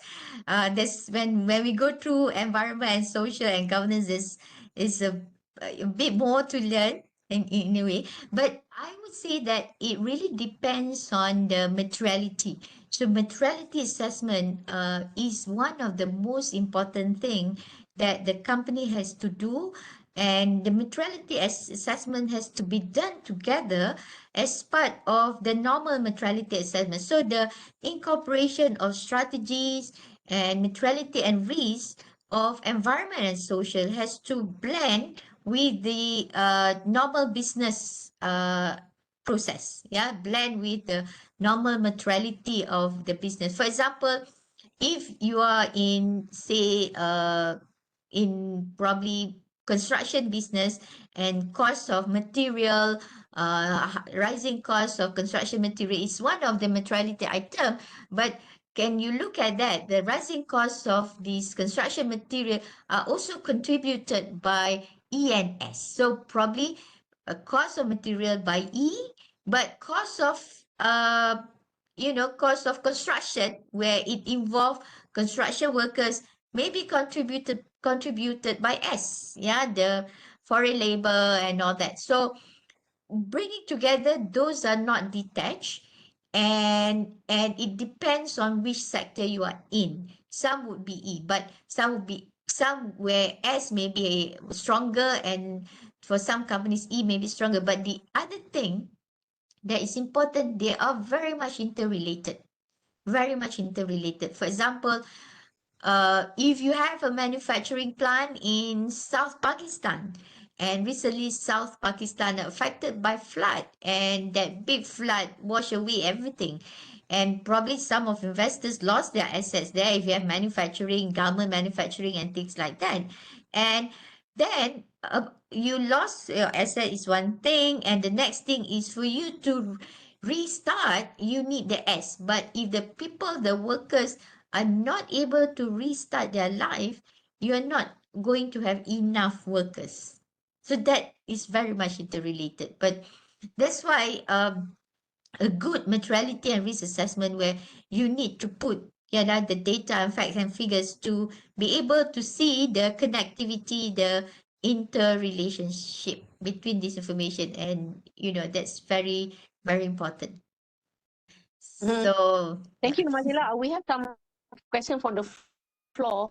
Among others, the participants are actually asking, how can the company effectively communicate the company's long-term sustainability strategy just beyond reporting on past performance? Now, what we discover is that sometimes their ESG reporting is as thick as their annual report. So it can be highly technical, it can so much actually for them to peruse, but what would be the best thing to approach for them to actually communicate a simple way on their sustainability strategy, in your view? I mean, rather than we have to go through the whole as thick as their annual report, so that could be time consuming and highly technical. yeah, if you ask me, okay, sometimes from conversations with some companies, they put a lot of things under their sustainability report, because sometimes those are required when they go for food safe for good assessment. Okay, but then the integrated, normally in the integrated annual report, those companies are not all actually prepared so far. About 80 companies prepared, I think, integrated report. So in integrated report, if you look at, their disclosure on their strategies, their disclosure on materiality and risk, good companies, they have already incorporated that. Yeah, they incorporated the sustainability statement, and they incorporated into what they call value creation model, where you can see they incorporated together the sustainability risk. One very good example, which is my favorite report, is Petronas Holding. Yeah, you can see the connectivity of sustainability with the whole business model and the whole strategy of the company, as well as performance. So then we know that, where the sustainability agenda is lies together with the whole agenda. So we need to see the interconnectedness. So Sam Dhabi also has put everything together. They don't have a separate, I think Sam Dhabi, they don't have a separate sustainability report, but They actually weave that together. But for those companies that have different sustainability report, the details on sustainability report um, are sometimes meant for, of course, analysts, if you want to look at how you're going to adjust. But for you to understand, you need to look at their value creation model in their integrated report, because that's the first one. So you see how the sustainability, are being integrated. Then if you want detail, go to sustainability statement or sustainability report and look at all those detailed data. So that's where how we look at the what we call interconnectivity of the report. Dr. Masila, what will be the disclosure requirement?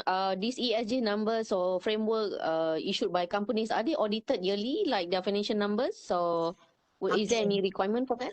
With regards to independent assurance, the practice so far, they will have what they call limited assurance. That means they're not giving assurance for the whole sustainability report, but there are certain figures that are being disclosed. But if we take our guide from the Bursa Malaysia listing requirement, those are the 11 data point. Those would be the points that will be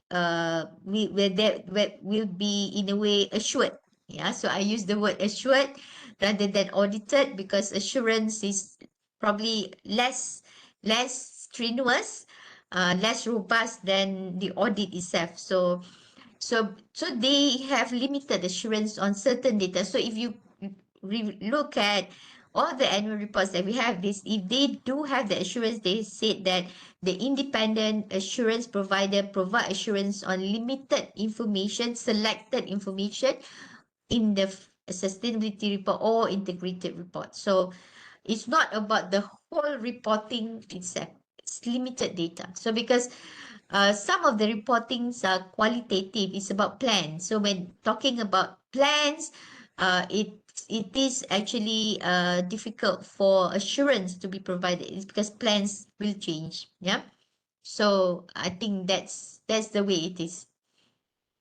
Is this an international standard for limited It is. assurance or only Malaysia? Yes. It is. It is. It I is. And see. there's already a global report in terms of how many companies and what are the trends. It is an international standard.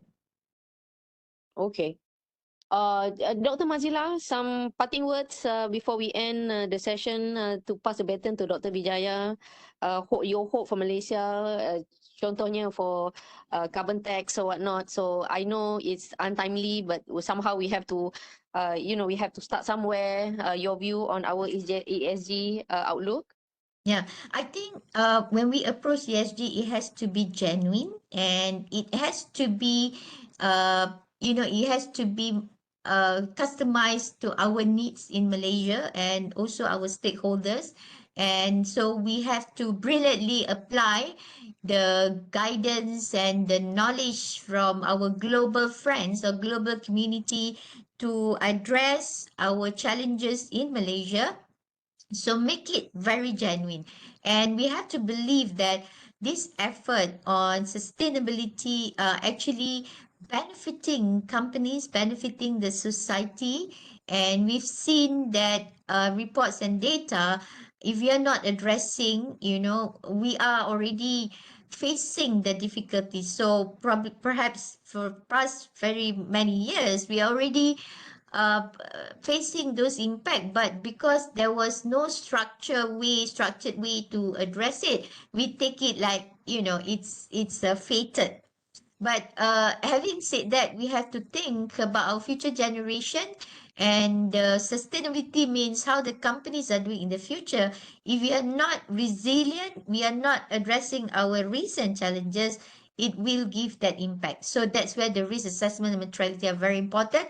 And therefore, I hope, more awareness in this and more effort. And it is about the approach, it is a whole nation approach where nobody is left behind. So it's every one of us would have a role to play. Thank you very much.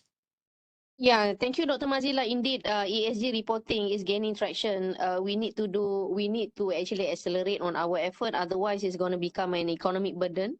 As simple as waste management, carbon footprint, Mm. zero carbon, employee diversity. Plastic, So, plastic. yeah, yeah, plastic. So as simple as that. So we thank you so much for spending time with us for this 1.5 hours. We truly appreciate your input, and we hope that you will make continue consider joining us in our future ESG. And we hope that you could stay for Dr. Vijaya's what do you call presentation shortly. Yeah, Yeah, I'm sure it will be as interesting, if not more interesting. Thank you, Dr. Mazila. You have a nice day. welcome. Thank Before you. my team load the presentation for Dr. Vijaya, Dr. Vijaya will be talking about net zero framework, roadmap for Malaysia. Note that Malaysia in 12 Malaysian plan have issued a very what do you call ambitious, or is not very courageous target to achieve carbon neutral by 2050. So what would be the potential challenge, and how Malaysia is doing against others? What will be the economic impact in achieving a net zero target? Now, before that, Datin Dr. Vijaya is currently the director at AGB Environment. She has a PhD in sustainability studies. She has, before joining AGB, which is she's a partner, she worked for a US consultant firm for 18 years. She has she have done many talk or consultancy with many like for example the World Bank, the ADB Environment. She has done impact social impact assessment, environmental due diligence in several countries, notably in Myanmar, in South Africa, Azerbaijan, Indonesia, and the number keep increasing. If Dr. Vijaya is at the lobby, we would like to kindly and formally invite Dr. Vijaya to join us to give Dr. Vijaya, are you there?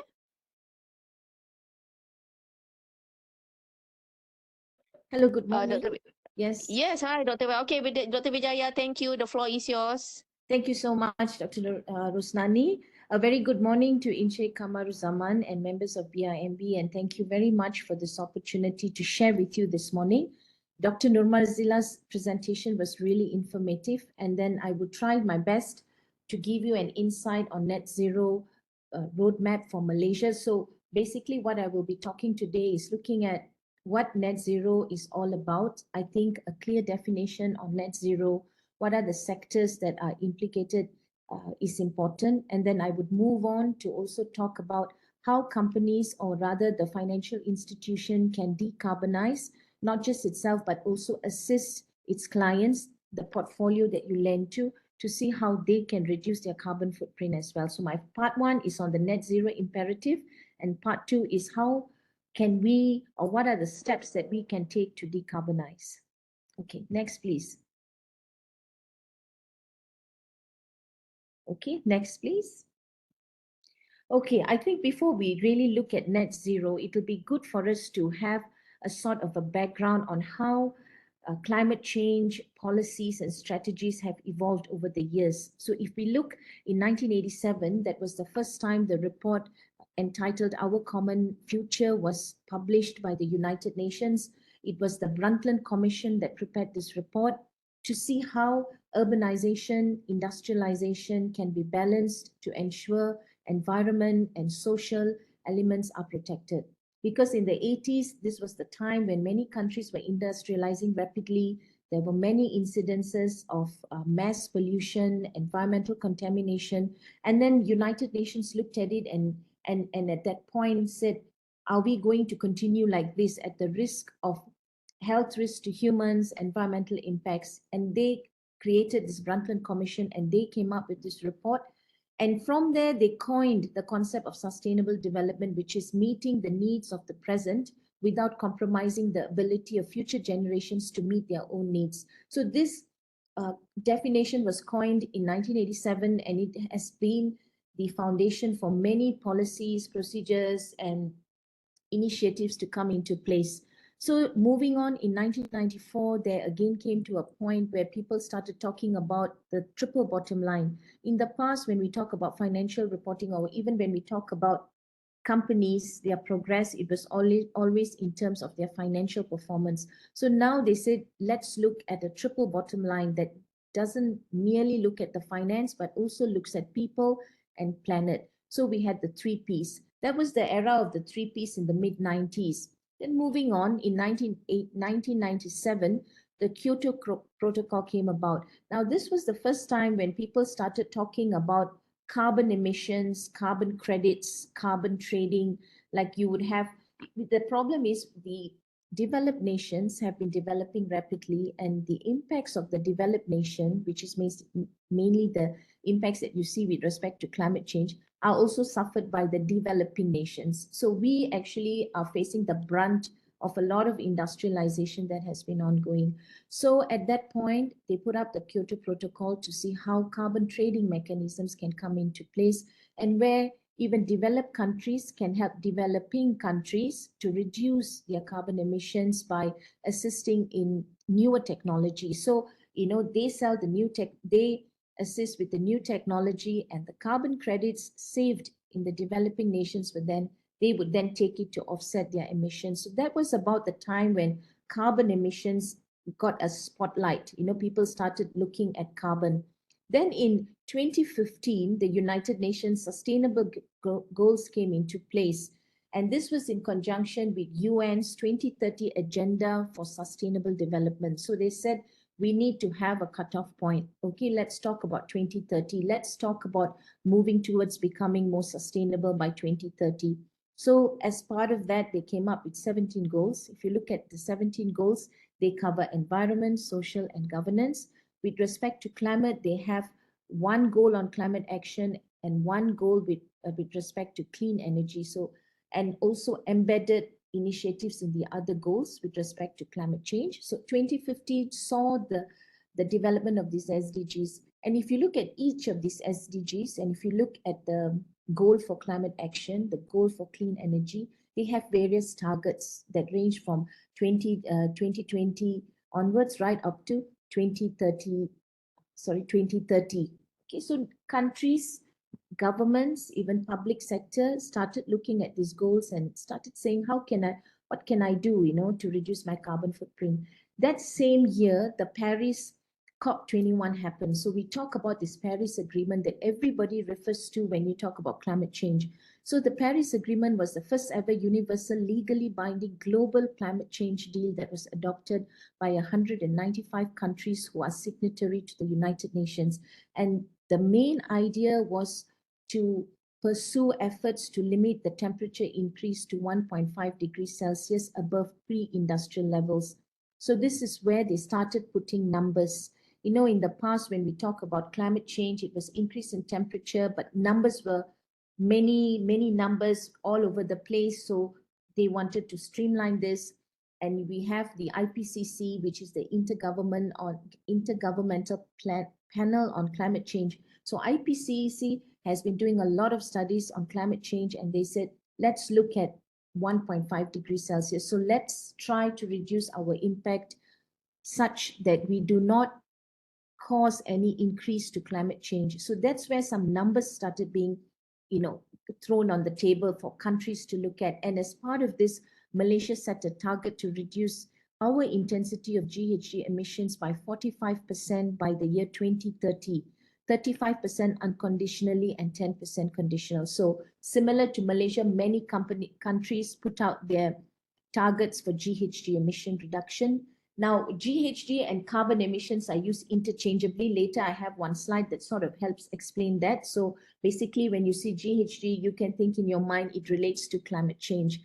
And then in 2017, because climate change has already gained a lot of traction and coming out of the Paris Agreement, TCFD then was introduced. Now, TCFD basically provides recommendations for transition by looking at policy, your technology, and also your risks to reduce your climate risk. So TCFD is a recommendation that is purely climate risk-based. Companies have already started using TCFD to look at their climate risks. the opportunities, come up with their strategies, their risk, their matrices and targets. So then TCFD came in 2017 to support 2015 plus the Paris Agreement as well as the UN SDGs. In 2019, the European Union moved on.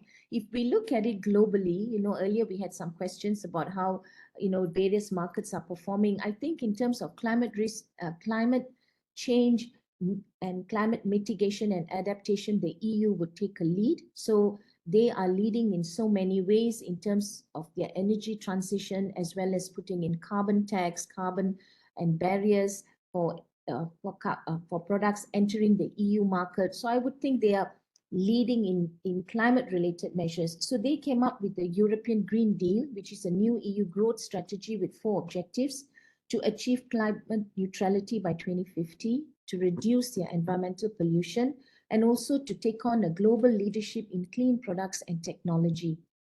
So they want to move ahead and to ensure a fair and inclusive transition. Dr. Nurmazila talked very well about the fair and just transition. So this is where, when we transition to a low carbon economy, there would be social issues, social impacts, because the workforce may not be prepared for a technology which is low carbon. So this is where you need to upskill workers. You need to look at people losing jobs. Say, for example, HSBC has come up with their policy on becoming carbon neutral by 2030, and one of their policy is to actually not fund coal-fired power plants by 2030. So when they transition towards that, people in the coal business would lose their jobs. So how do you upskill people like this to adapt to a low carbon economy? So EU also talks about moving in a just and a fair transition. And 2021, carbon neutral Malaysia by 2050. So this is where Malaysia has set our target. So our target is net zero 2050. So under the 12th Malaysia plan, this is an ambitious goal that we have set.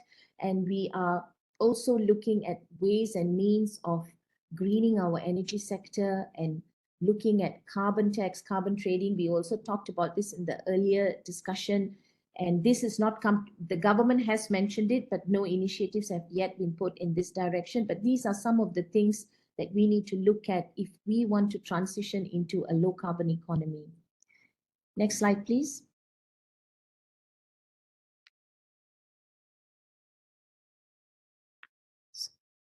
This is a bit more on the Paris Agreement. So here we look a little bit more closely. So it was adopted on 12th of July 2015 and came into force. So as I mentioned before, our target is to reduce our carbon intensity against GDP by 45% in 2030 compared to our baseline levels of 2005.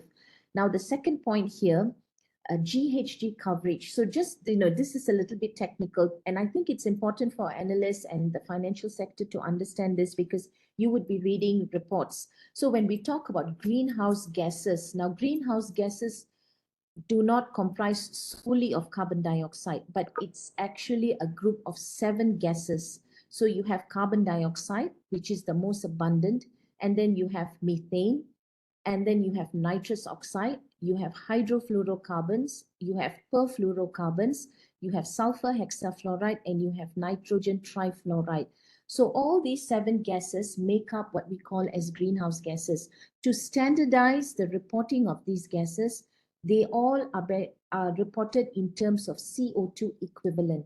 So if I'm an industry and I'm calculating my greenhouse gas, and if I'm generating methane, I will calculate my methane emissions first, and then I will convert the methane emissions into carbon dioxide equivalent. So my reporting would be in terms of CO2. So that is why you find that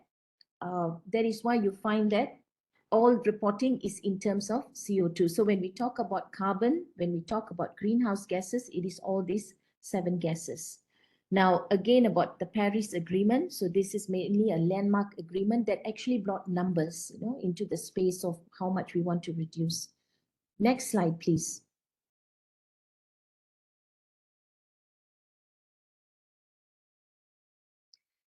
Now, this is a quick look at net zero commitments made by various countries. Now, if you look at the red ones, it is before 2050. Now, if you look at the big group up north, these are the Scandinavian countries. You have got Sweden, Norway, and Finland. You also have some of the, Sweden, Northern, and Finland. These are the three countries who are looking to become net zero before 2050, as well as Uruguay. I think Rosnani was asking this question about Uruguay and how they have high carbon tax. Well, they seem to be on a target to be net zero before 2050. So this may be one of their mechanisms to bring carbon emissions down. The rest of the world, which is shaded in yellow, this is the majority where net zero targets are at 2050. And then finally, you have the blue region, which is net zero by 2060. And you see these are countries like Brazil and China. And one of the reasons is because China is highly dependent on coal-fired powered plants and are also dependent on fossil fuel, the same as Brazil. So for these countries to decarbonize, it will take time, and hence their later net zero targets. Next slide, please.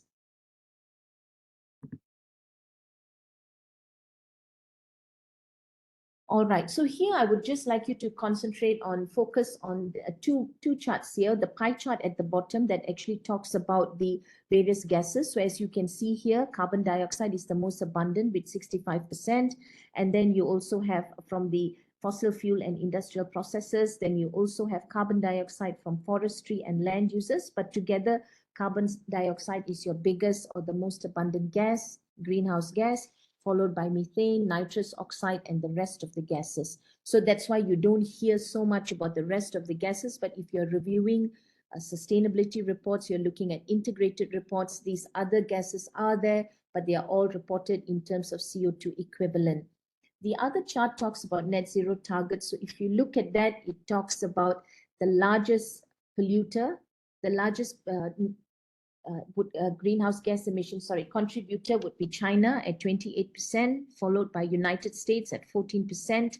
And then you have the group of European Union countries, India, as well as other countries that make up 32%, but yet they do not have net zero targets. So from this, you can see of the 88% of global emissions, that there are about 12% who have no net zero targets. So these 12% will still, we are not clear if they have emission reduction targets or if they have, net zero pathways, but those remain uncovered. But the majority that make up for 88% do have net zero targets.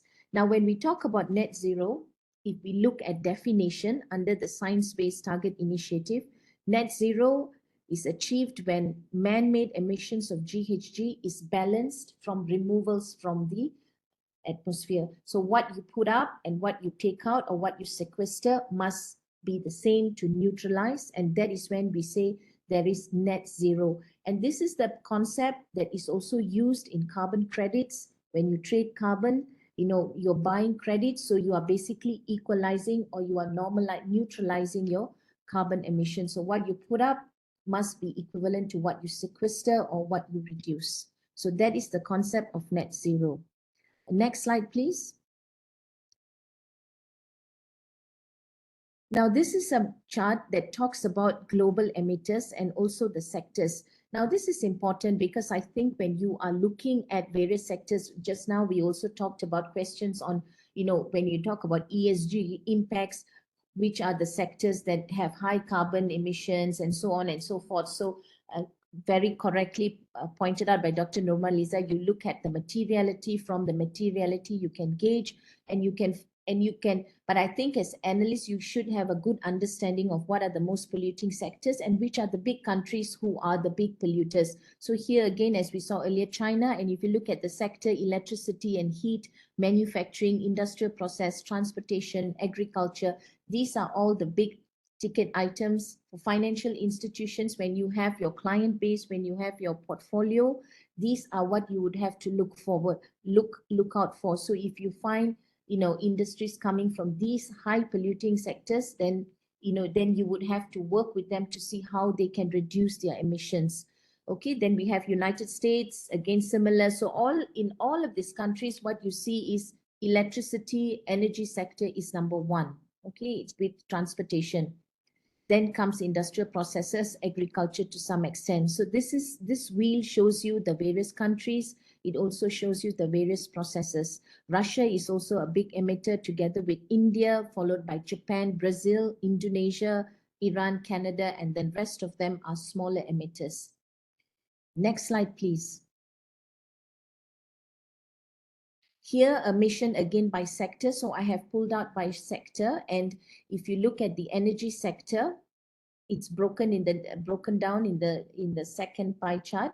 So if you look at the energy sector, 16.2% is transportation, 10% is on 10.9 is energy in residential building. So again, here now we talk about buildings. Banks are located in buildings. This becomes your scope 2 emission. So you're procuring electricity from the grid. So how do you decarbonize your own GHG emission or your carbon emissions? So this is where a lot of companies are now going towards buildings which are GBI certified, to make sure that energy is fully optimized within the building, or looking towards utilizing natural lighting, even in the design, the architecture of the building, where you have, a lot of glass, you have a lot of ventilation, so you do not have to rely on air conditioning systems that are energy intensive. Plus, they also have ozone depleting substances as cooling agents. So when you go into architecture, green building, then you can reduce the energy.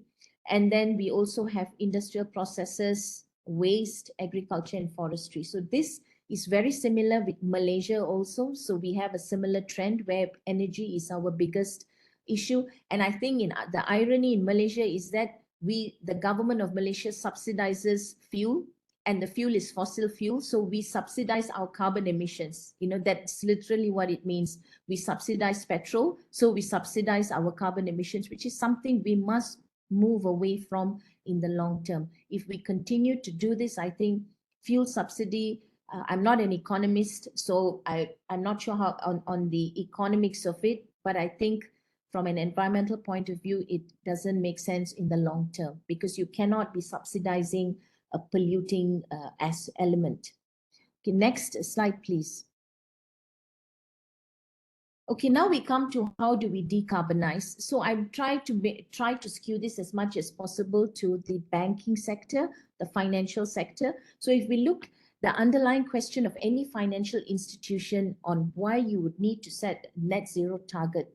Now, institutions must set net zero targets, just like Malaysia has set a net zero target of 2050. We work with consultants from we work with companies, public listed companies from various sectors, and they have all started setting their net zero targets, whether it's 2050 or 2060, beyond 2050, because sometimes some industries need that much time. The transition is not easy, because it involves a lot of technological development, which then results in a lot of cost. So there has to be government incentives, government grants, increased in R&D. So it's not an easy journey. It is definitely not an easy journey.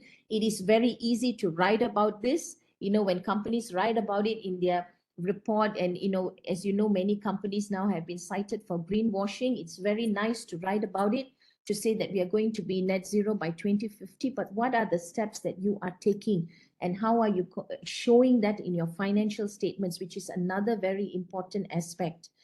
Tying the two, you have to reduce, and you have to interpret that financially in your financial statements, so that your stakeholders, your investors, your analysts can actually read and understand your financial risks and opportunities. So why for the financial sector? Number one, to address global climate urgency. So as we know now, the idea is to keep it at 1.5, which is actually below 2. So the idea is to keep it below 2. So we fix a comfortable number of 1.5. So IPCC says keep it at 1.5, which is below 2.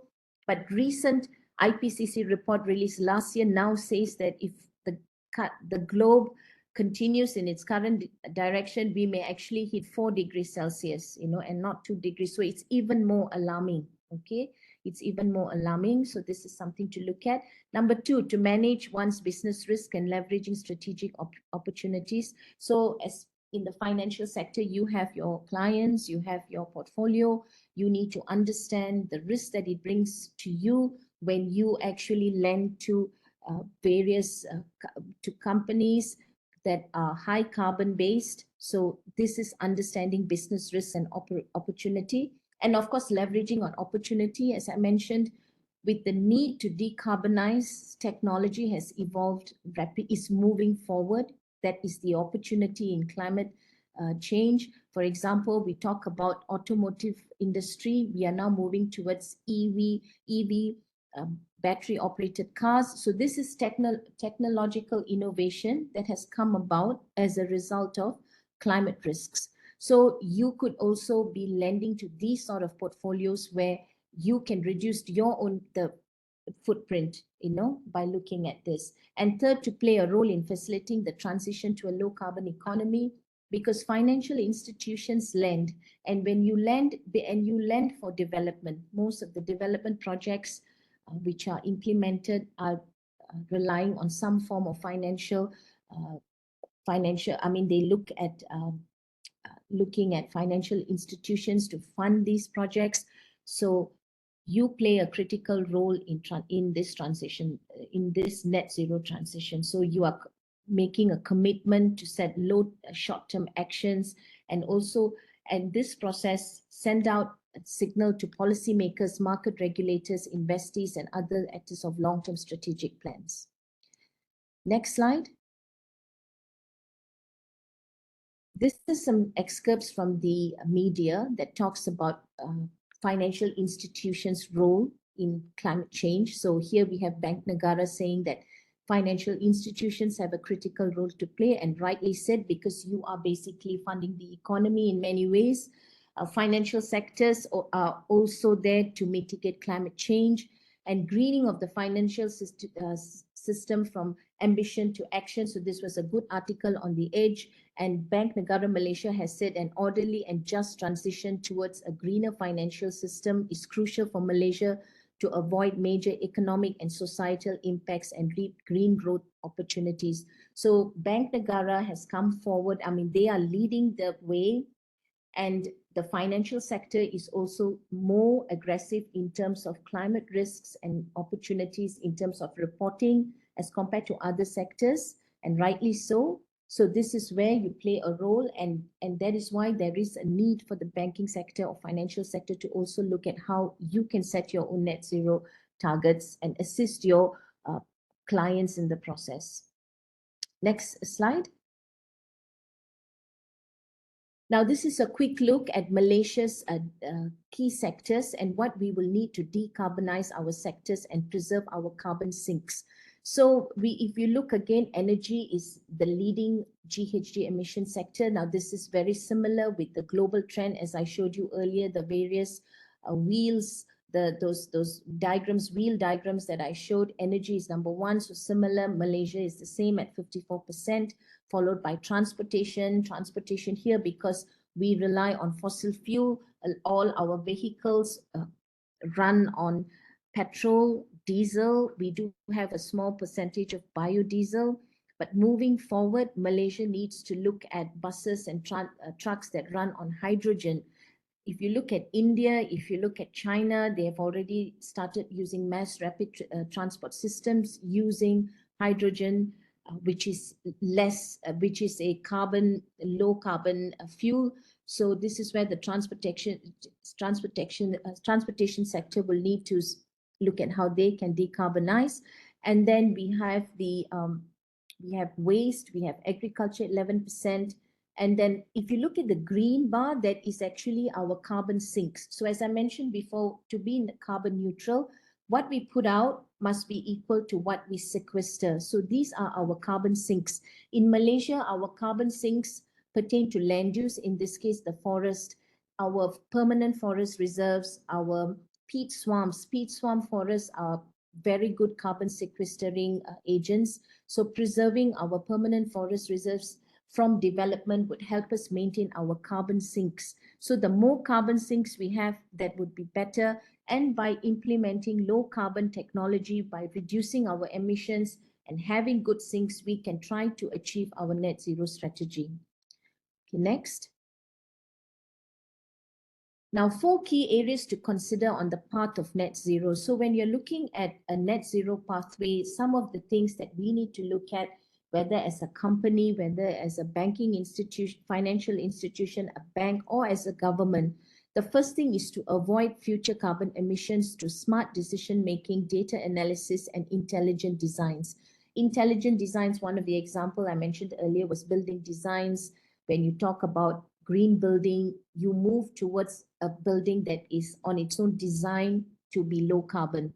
So then you remove the need to actually be looking at carbon measures later on to retrofit at a later on, which would be more cost prohibitive, but to actually design from the beginning. A lot of artificial intelligence, a lot that is incorporated using a lot of softwares and intelligent designs can help to reduce. So the first part is avoidance. So you should be doing ESG screening. Some of the things that companies can look at is science-based target setting, green building, product design. So we talked about plastics being eliminated by 2025. These are the single-use plastics. So the one thing that can be done is to think of circularity, is when you produce something, it must be in such a way that it can be recycled and reused back again without finding its way into the landfill. So that is the concept of circularity, engaging with the supply chain. So the first thing is avoidance. The second is reduction. So here companies should look at reducing their GHG emissions through greater efficiency in energy and using renewables. So here we have renewable energy. So Malaysia currently, the electricity that we procure from the grid is about 82% on fossil fuel and only 18% renewables. And our renewables are solar, large-scale solar farms, as well as hydro-powered electricity. So these are the renewable energy in our grid. But you can clearly see that TNB's renewable energy is still very low. So I believe TNB is also looking to increase their renewable contribution in that energy mix, so that the electricity that comes to your offices is already, with a higher percentage of renewables. So that in itself already helps you reduce your scope 2. So this is one way that companies can look at. The renewables can help. Now, Malaysia, we also have challenges. Now, as much as we are a hot country, tropical climate, our solar irradiation intensity is only between 3.8 to 4.1 hours in a day. Okay, so that's maybe what I mean is about 4 hours of good sunlight to run your solar panels efficiently. Why is that? Because we have a lot of cloud cover, because we are also a very rainy country where we have rain and clouds. So that actually prevents sunlight. So we can have large-scale solar, but we cannot go as far as some countries like Chile, Argentina, Australia, where they have desert areas, or even the desert areas in the US, where it's really dry. And when they put solar panels there, they have very heavy, high efficiency, and they can actually produce a lot of renewable energy from solar. So we are also limited in that, and we do not have too many hydro-powered dams. So lately, you would have read our minister now has lifted the ban on the importation of renewable energy. So Malaysia is looking to now import renewable energy from Cambodia and other countries. So when you import and you export, it allows countries to buy and sell renewable energy, but that again has other implications, and it must be run in a proper manner. So that's where the reduction comes into place. And again, you can look at technological reductions. The third is to invest in removing carbon elsewhere within your value chain. So some companies are not able to, they try to avoid, and then they try to reduce, and they do their best. And after a certain point, you find that there is only that much you can reduce. So the next point is to look at how you can remove in your value chain or your supply chain, which is your scope 3. The other option is to look at things like carbon offsetting, carbon trading. And this is where you start trading your carbon credits, because you know that it's only up to a point that I can reduce. So I need more credits to neutralize. So I may purchase it from another company that has excess credits. So then you go into that phase, which is to invest. And finally, The third is to innovate. Innovate would be a combination of investment and looking at clean technology. And here, this is where financial institutions can play a role by providing green finance. You have sustainability linked loans. So in such loans, you know, if those loans can attract technology providers that can look at cleaner technology, then that is one way where climate change offers an opportunity for innovation, and that innovation can then be used to reduce a carbon footprint. Next slide, please.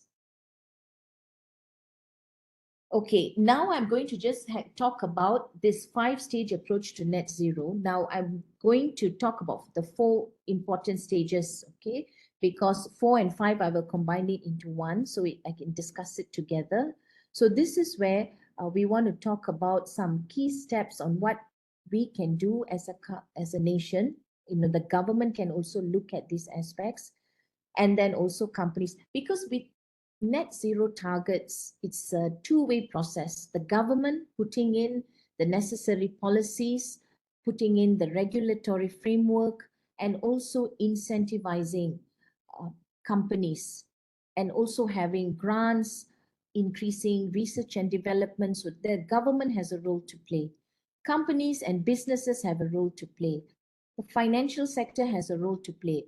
All of these stakeholders have a role to play. It is not the country alone trying to achieve this goal. It's not just about the financial sector just lending out development projects, and it's not just about businesses operating as they are. It's everybody coming together to make this work, you know, so it's multi-sectoral here. And you will hear the word decarbonization. Now, decarbonization basically means reducing your carbon dioxide emissions through the use of low carbon sources, so that, you know, you reduce your carbon footprint. Okay, so we will just go through this four-step process, and I hope in this I can give you some insight on what are the ways companies can mitigate their increasing carbon footprint, and you as a financial, you know, in the financial sector as a bank, how it affects your lending as well, and what are the risks and opportunities you need to look out for. Next slide. Now, the first thing is to understand your climate risk. Now, climate change risks are both physical and transitional, as they impact both the environment and society. So understanding risk is very important, and that is why companies should report their ESG risks in the financial statement, so that, you know, analysts, bankers, investors can actually look at it. So understanding your risk. In terms of a bank, you need to understand the risk you get from your portfolio. Now you have this lending portfolio, you have your clients. So what are the risks that you are taking from that portfolio? So there are many ESG screening tools. These will help you look at a quick screening to see how portfolios or investments have ESG issues. Again, looking at annual reports, looking at their material matters. So that understanding needs to be there to analyze and to screen for ESG risks. The other way is the other method that needs to be looked at is to look at clear risk analysis from scenario analysis, such as using the TCFD recommendations. So here there is a simulation on if climate change increases greater than 1.5 degrees or greater than 2 degrees, what are the impacts to the company's operation? Where are the financial risks? How is it going to affect profitability? So this is important in understanding the climate risk. So the first part is to understand your climate risk by using available tools. Next. The second is to understand your current and future footprint. Now, each decision an organization takes will impact both current and future emissions. We start with measuring the carbon footprint. So companies, banks, the financial sector must look at your current and future footprint. Now, this illustration is a very familiar illustration to many of you. It talks about your GHG emissions. You have what we call as scope 1, which are your direct emissions. When you combust fuel, you directly release to the environment. If you operate generators, if you operate equipment that are running on fossil fuel, they will generate carbon emissions. So those are your direct emissions because you operate the machine and you release them. Scope 2 is what we call as indirect emissions. You are not generating it, you are not operating it yourself, but you are purchasing it indirectly. For example, your procured electricity. The electricity from our grid is produced from power plants which are running on fossil fuel. So you are procuring that. You don't operate the power plant, but you procure it. And the most important thing for a financial sector is actually a scope 3 emission, because this is your lending base, your portfolio. So this is the GHG emissions that actually comes from your clients. So you will need to understand your GHG footprint. So you understand your scope 1, you need to not just understand, but to calculate your scope 1, scope 2, and scope 3 using the GHG protocol. And then once you have those numbers, you can then see how, go to the next step of how can I reduce. So the first is to understand the risk, and second is to calculate the numbers. Next slide, please. The third is to develop net zero strategy. So once you understand your risks and opportunities from climate change, and later you actually number crunch and get those numbers. Without numbers, you cannot develop net zero strategies. So sometimes when you have a lot of sustainability reports that just verbalize net zero by 2030, 2050, but there is no concrete measures put in place. You know, they are not disclosing the concrete measures, they are not disclosing the cost involved, how it affects their financial performance, then these things don't mean anything. It's just tantamounting to greenwashing. Now, one way companies can develop net zero strategies is by using science-based target setting. Now, science-based targets are GHG gas reduction goals set by businesses. They are defined as science-based when they align with the scale of reduction required to keep global temperature increases well below 2 degrees Celsius. So this is very data heavy in a sense that, and it really looks at numbers. So there is no qualitative description, but they're being very quantitative, which is what we want, because there is numbers, you can track, you can audit, you can assure, you can verify. All right. So this SBTI is an initiative as a result of a partnership between CDP, which is Carbon Disclosure. They are a international organization that looks specifically on carbon disclosures, the United Nations Global Compact, World Resources Institute, and the Worldwide Fund for Nature. So they've come up with this SBTI's target setting. So companies use this methodology, which actually basically means calculating your scope 1, scope 2, scope 3, and from there do a scenario analysis to see how you're performing when temperatures rise, what are the risks and opportunities, and then what you are going to do to reduce it. So you set some targets. Now, so far, 14 Malaysian companies are listed.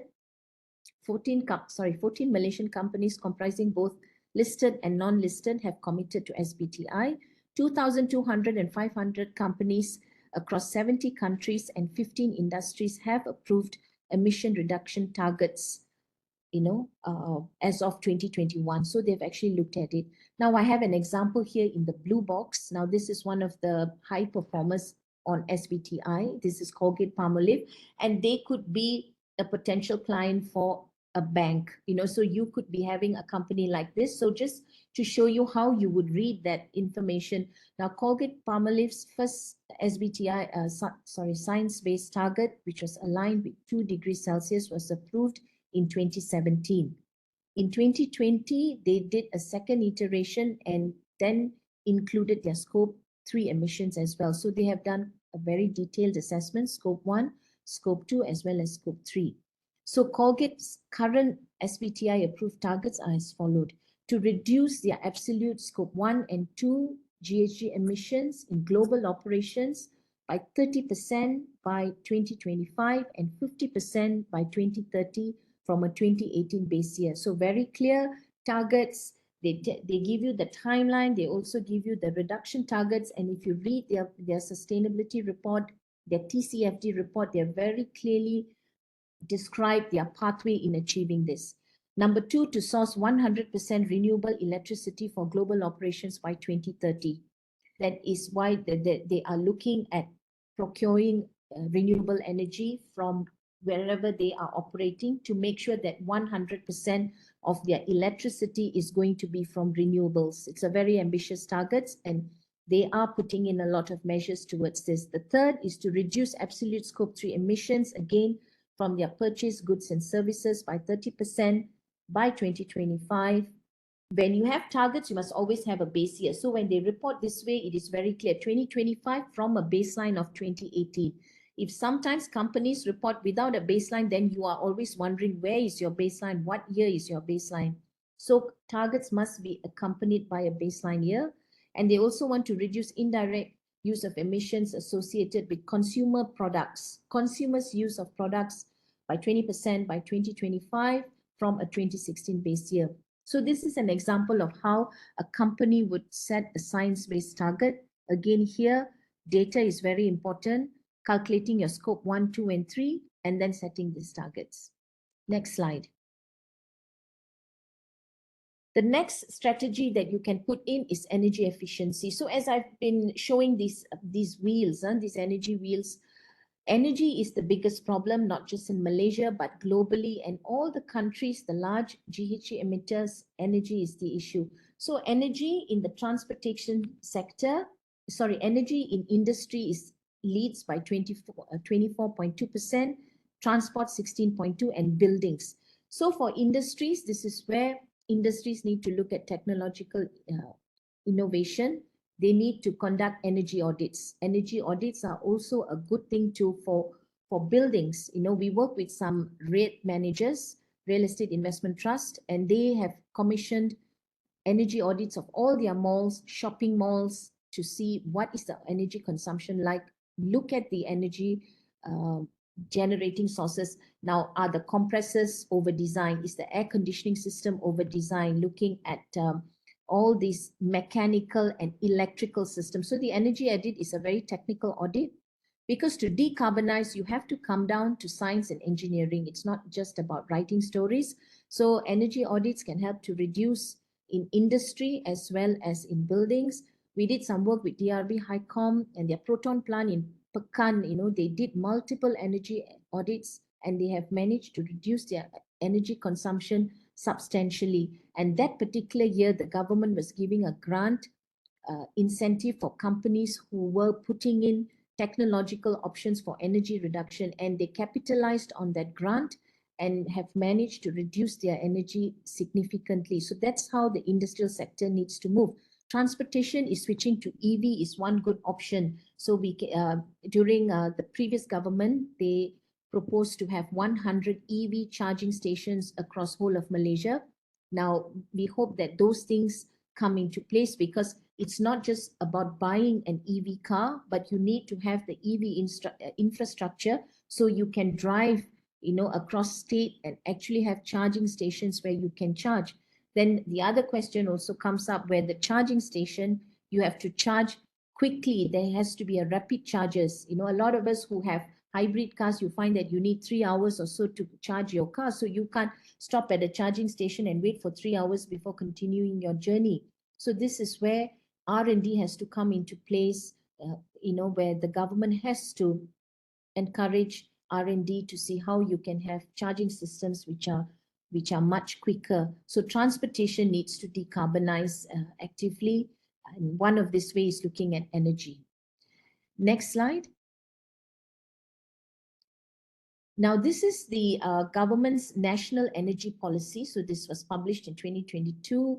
The national energy policies from 2022 covering right up to 2014. So this is Malaysia's aspiration under the low carbon nation. Okay, so here again, under this low carbon nation aspiration 2040, it was developed, and the government will take a more proactive role by identifying and developing selective leadership in the areas of low carbon economy, which will be aligned with the areas where the country has high potential and competitive advantage. Next slide. Now, if you look at this talks about the selected targets on low carbon 2040. Okay, again, we have chosen a baseline year of 2018. So if you look at the low carbon aspiration, so they want to look at percentage of urban public transport looking at how we can try to decarbonize that. Percentage of EV vehicle share. So again here, to increase to up to 38%, use alternative fuel standard for heavy transport, percentage of LNG as alternative fuel for marine transport to 25%. Currently, marine transport, they use a lot of heavy fuel oils, which are very carbon intensive. So LNG is much lower in carbon. It is a fossil fuel, but much cleaner fuel compared to the heavy marine oils that ships currently use. And internationally, you also have Maersk, one of the biggest shipping liners. They are looking to use e-methane and e-methanol as part of their fuel. These are green fuels, green synthetic fuels, so they become actually zero emissions. So globally, there is also a push for the marine transportation sector to see how they can reduce. Percentage of industrial and commercial energy savings, they want to increase by 11%. Residential energy efficiency saving by 10%. Total installed capacity of renewable energy. So if you see 2018, we are only at about 7,600 megawatts, 7,597 megawatts of renewable energy, and they want to almost more than double it by 2040. Because when you have higher renewable energy mix, the electricity, the grid that comes to industries, to residences, all this is much, lower carbon as compared to now. Percentage of coal, so we want to reduce our coal. TNB has made a commitment to not construct any more coal-fired power plants, new plants. Existing coal-powered power plants will be decommissioned, and once they are decommissioned, they will be switched to ammonia, green ammonia, which is low carbon again. So we are not going to do coal. So if you can see by 2040, they're going to reduce by 16.8%. So these are some of the aspirations under the low carbon nation policy that we have for 2040. So this is Malaysia's target. Next slide, please. The other way of looking at your net zero strategy is to look at your supply chain. So a lot of the times the scope 1 and 2 emissions are very clear because they are under your control. Scope 3 is something that is outside your control because they are emissions from your procured products, transportation, business travel. So in many cases, if you look at the bar charts below, you will look at raw materials and end products. If you see supply chain, which is your scope 3, the green band is very high. So this goes to say that for most sectors, supply chain is a problem. Scope 1 and 2 is within your means because it is directly under the facilities control. 2 is procured electricity, so we rely on the government, and most governments are moving towards renewables and doing their best, so that's there. But scope 3 is always a challenge. So looking at managing your scope 3 emissions. For you as a bank, when you are lending, the portfolio becomes your scope 3 because they are the companies that lend from you. So how do you work with these companies to see how they can reduce? So that is something banks need to think about. Banks need to look at your own emissions, your own scope 1 and scope 2, and you must also look at your portfolio and to see how you can encourage your portfolio, the companies that make up your portfolio to reduce their own emissions. Next slide. This is the fourth part of net zero is to implement the strategy of circularity. So here again, as I mentioned before, when you have, this is in opposed to the linear strategy. Linear strategy is you produce a product, at the end of its use, it finds its way to the landfill. When you talk about a circular product, it means the use of end-of-life products as input, and you design, you manufacture, you distribute, consume, collect, and then at the end, it goes for recycling. So it finds its way back into the production loop. We try to close the loop and reduce waste to landfill. Why we want to reduce waste to landfill? Because when we dispose our waste in the landfill, the greenhouse gas that is generated is methane. And while carbon dioxide is the most abundant gas, methane has the highest carbon intensity. So because of that, we do not want to have methane generation as well. Agriculture, a lot of the emissions are methane gas, methane So in circularity, we want to reduce methane. For plastics, as we mentioned, again, the issue is going back to the landfill. Plastics cannot decompose. Not only they generate methane, but they also remain non-biodegradable for many, many years, contaminating soil and groundwater. So this concept of circularity must always be in mind for products. Now we have companies like Colgate, Palmolive, Unilever, a lot of them, you see the shampoo bottles, consumer products, there's always the recycle logo at the back. Companies now, you talk about the textile industry, they also allow you to pass their old clothes back to them. H&M will collect old clothes and it goes back, recycle. And if you look at some of the new clothes that H&M produces, you look at the label, it will say a certain percentage from recycled textile. So this is where we need to talk about it. The next slide.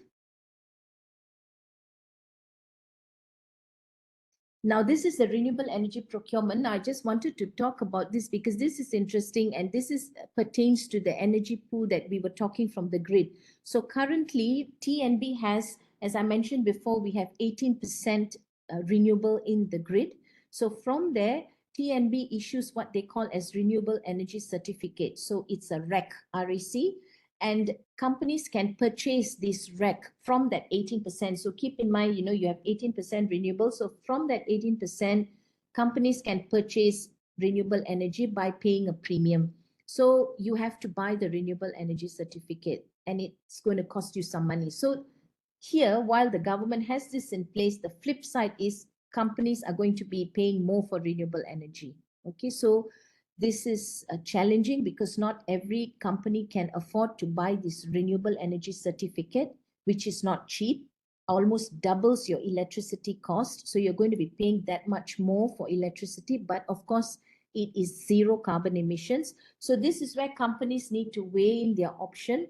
If they are looking to export to certain economies, like EU has come up with their carbon border adjustment mechanism, and it hasn't been implemented yet, but when it comes in place, they would want to look at your carbon emission of your product. So if you are a company actively going, exporting to the European Union market, then you will need to make sure your product has as low a carbon footprint as possible. So purchasing RECs from the grid is one option, and we hope that TNB will continue to add more and to make this cost much more affordable. Currently, these RECs are quite expensive, but you have the renewable energy certificate, so you can be net zero. We worked with Heineken last year, and their building is net zero because they have fully purchased the renewable energy certificate. So you can say that they are carbon zero for their building operation, for the electricity procured for their building. Next slide. The other thing is carbon neutralization. So here I want to just touch a few points. Now, once you try to reduce, innovate, avoid, of course, avoid is the first, avoid, reduce, innovate, and there is only so much you can do. Then what you can do is then start trading carbon credits. Now, Malaysia we had our first voluntary carbon auction. We had our first auction under Bursa Malaysia under the voluntary carbon market program on the 16th of March this year. And we found companies in Malaysia buying carbon credits from Cambodia and China at a cost of 7.7 million ringgit. So here what happens is you are offsetting your carbon. So you know that I have done everything and yet I still have some residual carbon that I cannot remove because my technologies is only that much. Then what I would do is buy carbon credits from another company, another country to offset. So we had our first auction this year as part of the voluntary carbon market exchange. Now it is hoped that in future, Malaysia will develop or incentivize local companies in Malaysia to generate the carbon credits themselves. So Malaysian companies themselves can buy and trade within the country rather than preventing the capital outflow to other countries. So one mechanism is carbon trading. Our current Prime Minister Anwar has put in a fund of Ringgit Malaysia 10 million on technological it's basically it's a grant for industries to look at technological ways of becoming low carbon. Now, I don't have more details on that except the announcement. It is hoped that this fund will be used well and companies will capitalize on this to see how they can reduce their carbon footprint. So that is one way companies can decarbonize. Another way, which is a nature-based system, is again buying carbon credits from other countries where they actually have their peat swamp forests, they have their forest reserves that sequester carbon. So that is a nature-based solution where you are actually buying the forest actually sequesters carbon. So you buy credits from those kind of projects. Yesterday, I read that Indonesia also has lifted its ban from countries buying in carbon credits from Indonesian companies. So it appears that companies are opening up their borders to allow for purchase of carbon credits from each other. I mean, it has to be regulated very well, otherwise it may not be very feasible. But the ideal situation is within the same economy, companies generate carbon credits and companies need carbon credits. I mean, the exchange should be within the country. Only then Malaysia can achieve its net zero targets. Only then we can decarbonize. Next slide, please. Next. Okay, so then finally we look at balancing the carbon budget. So here we talked a little bit earlier about two main types of carbon pricing. This is something that Malaysian government has spoken about, the previous government and the present government, but we don't have any further movement apart from these announcements. First is an emission trading system, ETS, and second is carbon taxes. Now, emission trading system, also referred to as the cap and trade system, it caps the total level of GHG emissions and allows industries with low emissions to sell their extra allowances. When these extra allowances is what I mean by carbon credits. So they can send their extra allowances to larger emitters. So you start a trading mechanism by creating supply and demand for emission allowances. So it becomes a carbon marketplace for greenhouse gas emission. The cap helps to ensure that the required emission reductions will take place to keep the emitters within their allocated budget. So you actually have a cap on it, but within the cap, you can play around by lower ones selling to those higher ones, and so you can create that mechanism. So that's the emission trading system. The second is carbon tax, where we set a price of carbon by defining a tax rate. And earlier, I think Rosani was right to say Singapore is imposing $5 per ton, but that is the earlier figure, 2019 figure. By 2023, which is this year, they are going to ramp up, I think, to 20 Sing dollars, if I'm not mistaken, or definitely higher than the 5 Sing dollars. That is why you find Singapore very hungry for renewable energy. They want to buy renewable energy to decarbonize, especially the power sector, the power plants in Singapore. And state of Johor is also looking to now export their renewable energy to Singapore, now that the ban has been lifted to Singapore, so Singapore can decarbonize. So this is where I think that Malaysia should capitalize on the renewables ourselves, because we need to decarbonize before we sell to other countries. Next slide. So the conclusion, so basically this is the end, and what I will conclude by saying that the success of mitigation efforts will depend on the ability of financial institutions to finance the transition to a low carbon economy in an inclusive and just manner, while considering the risks involved across ESG dimensions. The risk of inaction will mean more financing is needed to address adaptation efforts. So instead of having more financing for adaptation, let's look at how all parties can work together by ensuring that we are low in the first place. And financial institutions have a role to play by assisting your portfolio, your clients, to see how their climate risk can be reduced by introducing sustainability linked loans or some of these green loans or green financing that will allow companies to to implement measures that can reduce their carbon footprint. So with that, thank you very much, and maybe we can take some questions. Thank you, Dr. Vijaya. You make I realize that so much need to be done to protect the environment and the future generation. This is a very in-depth presentation. However, can I kickstart on the Q&A? Yes, First please. off, we have several questions from the floor. Let me start. I think Malaysia have a great framework and also roadmap, but how far are we in actually achieving the roadmap that actually given by the government? How far are we?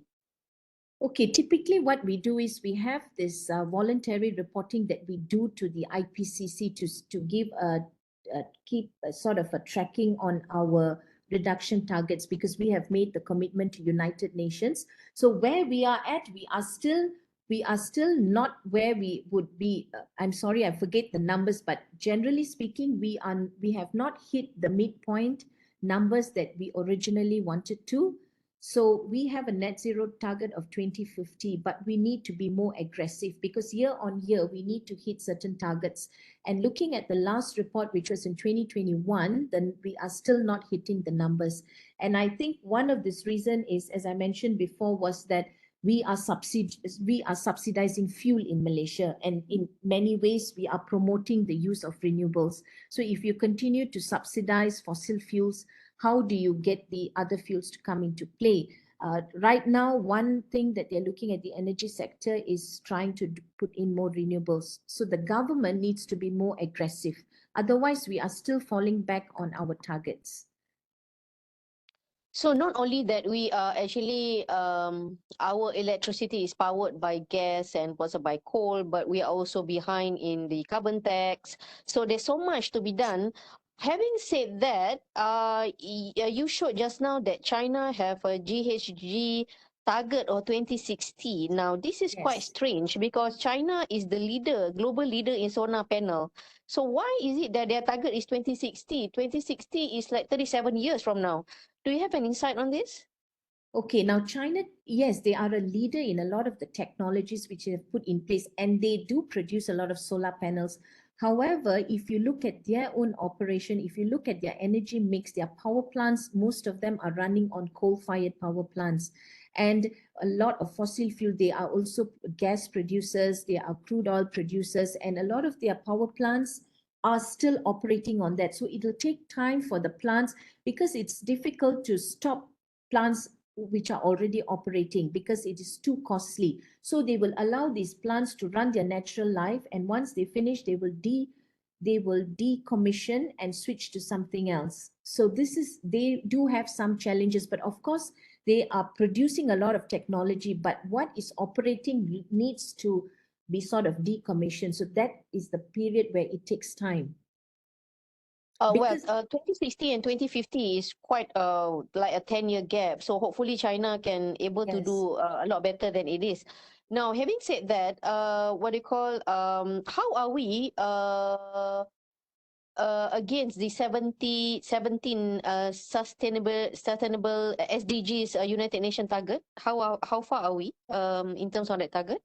Okay, in terms of the UN SDGs, we are in terms of UN SDGs, we have better performances, simply because the 17 United Nations goals are parked under the Economic Planning Unit, and all the government agencies in Malaysia, for example, Department of Environment, Town and Country Planning, JKR, JPS, DID, all these agencies have adopted the various goals. So we are, in terms of the goals, we are doing well. I recently saw one of the presentations from EPU where they looked at uh, all these goals against the performance, and it was very good, because a lot of the targets for the UN SDG ends in 2030.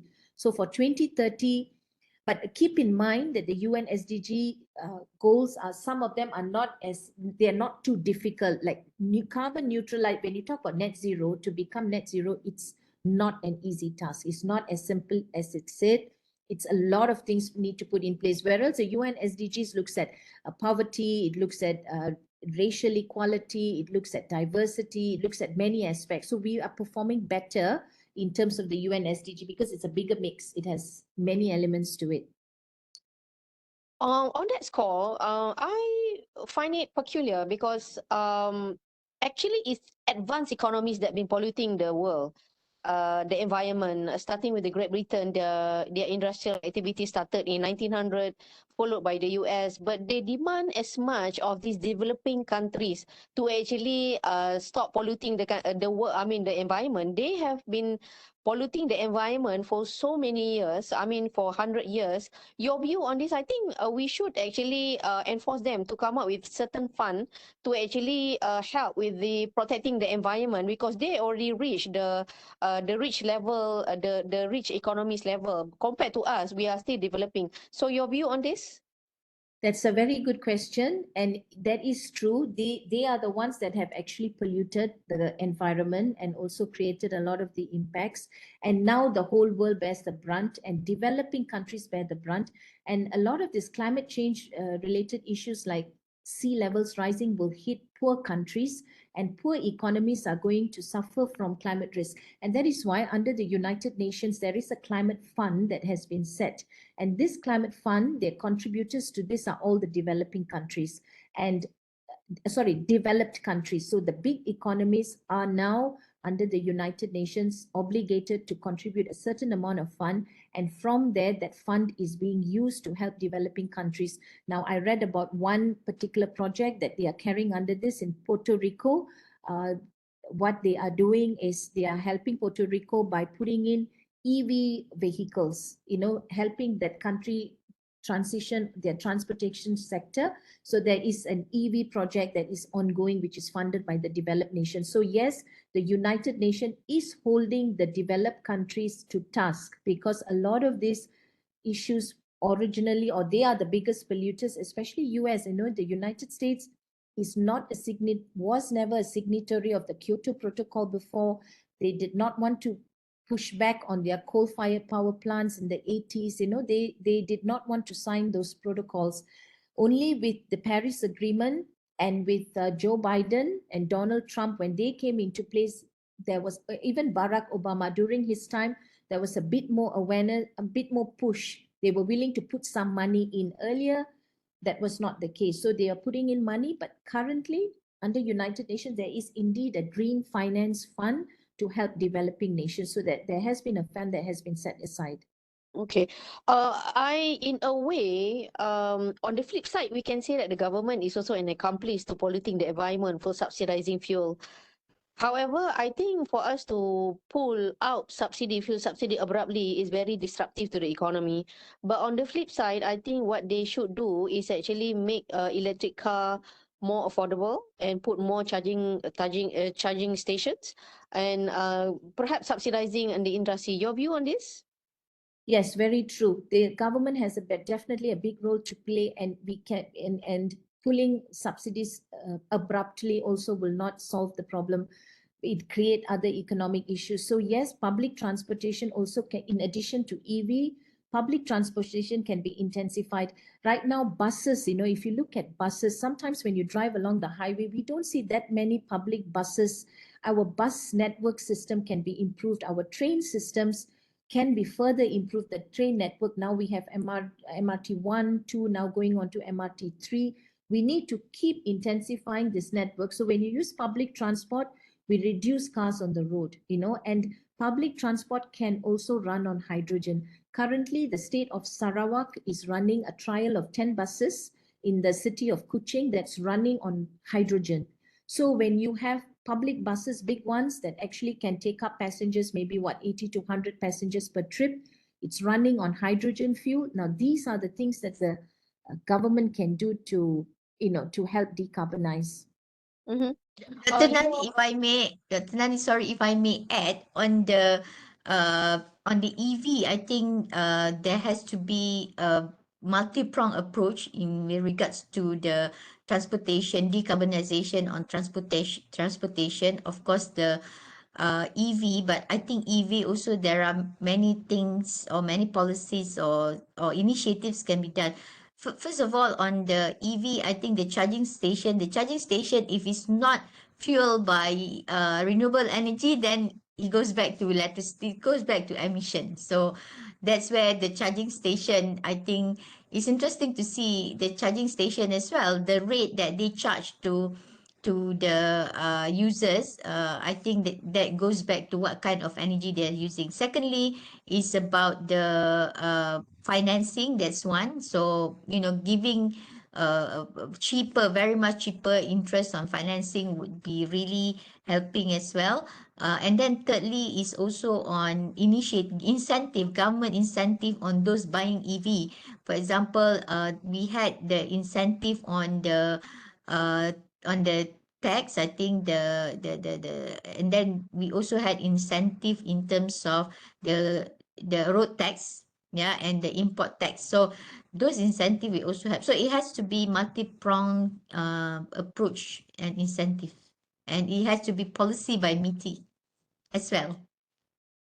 Mhm. We agree on that, because when you cover one hole, there's another hole that's open. So we want it to be the whole value chain that will be able to actually protect the environment. Dr.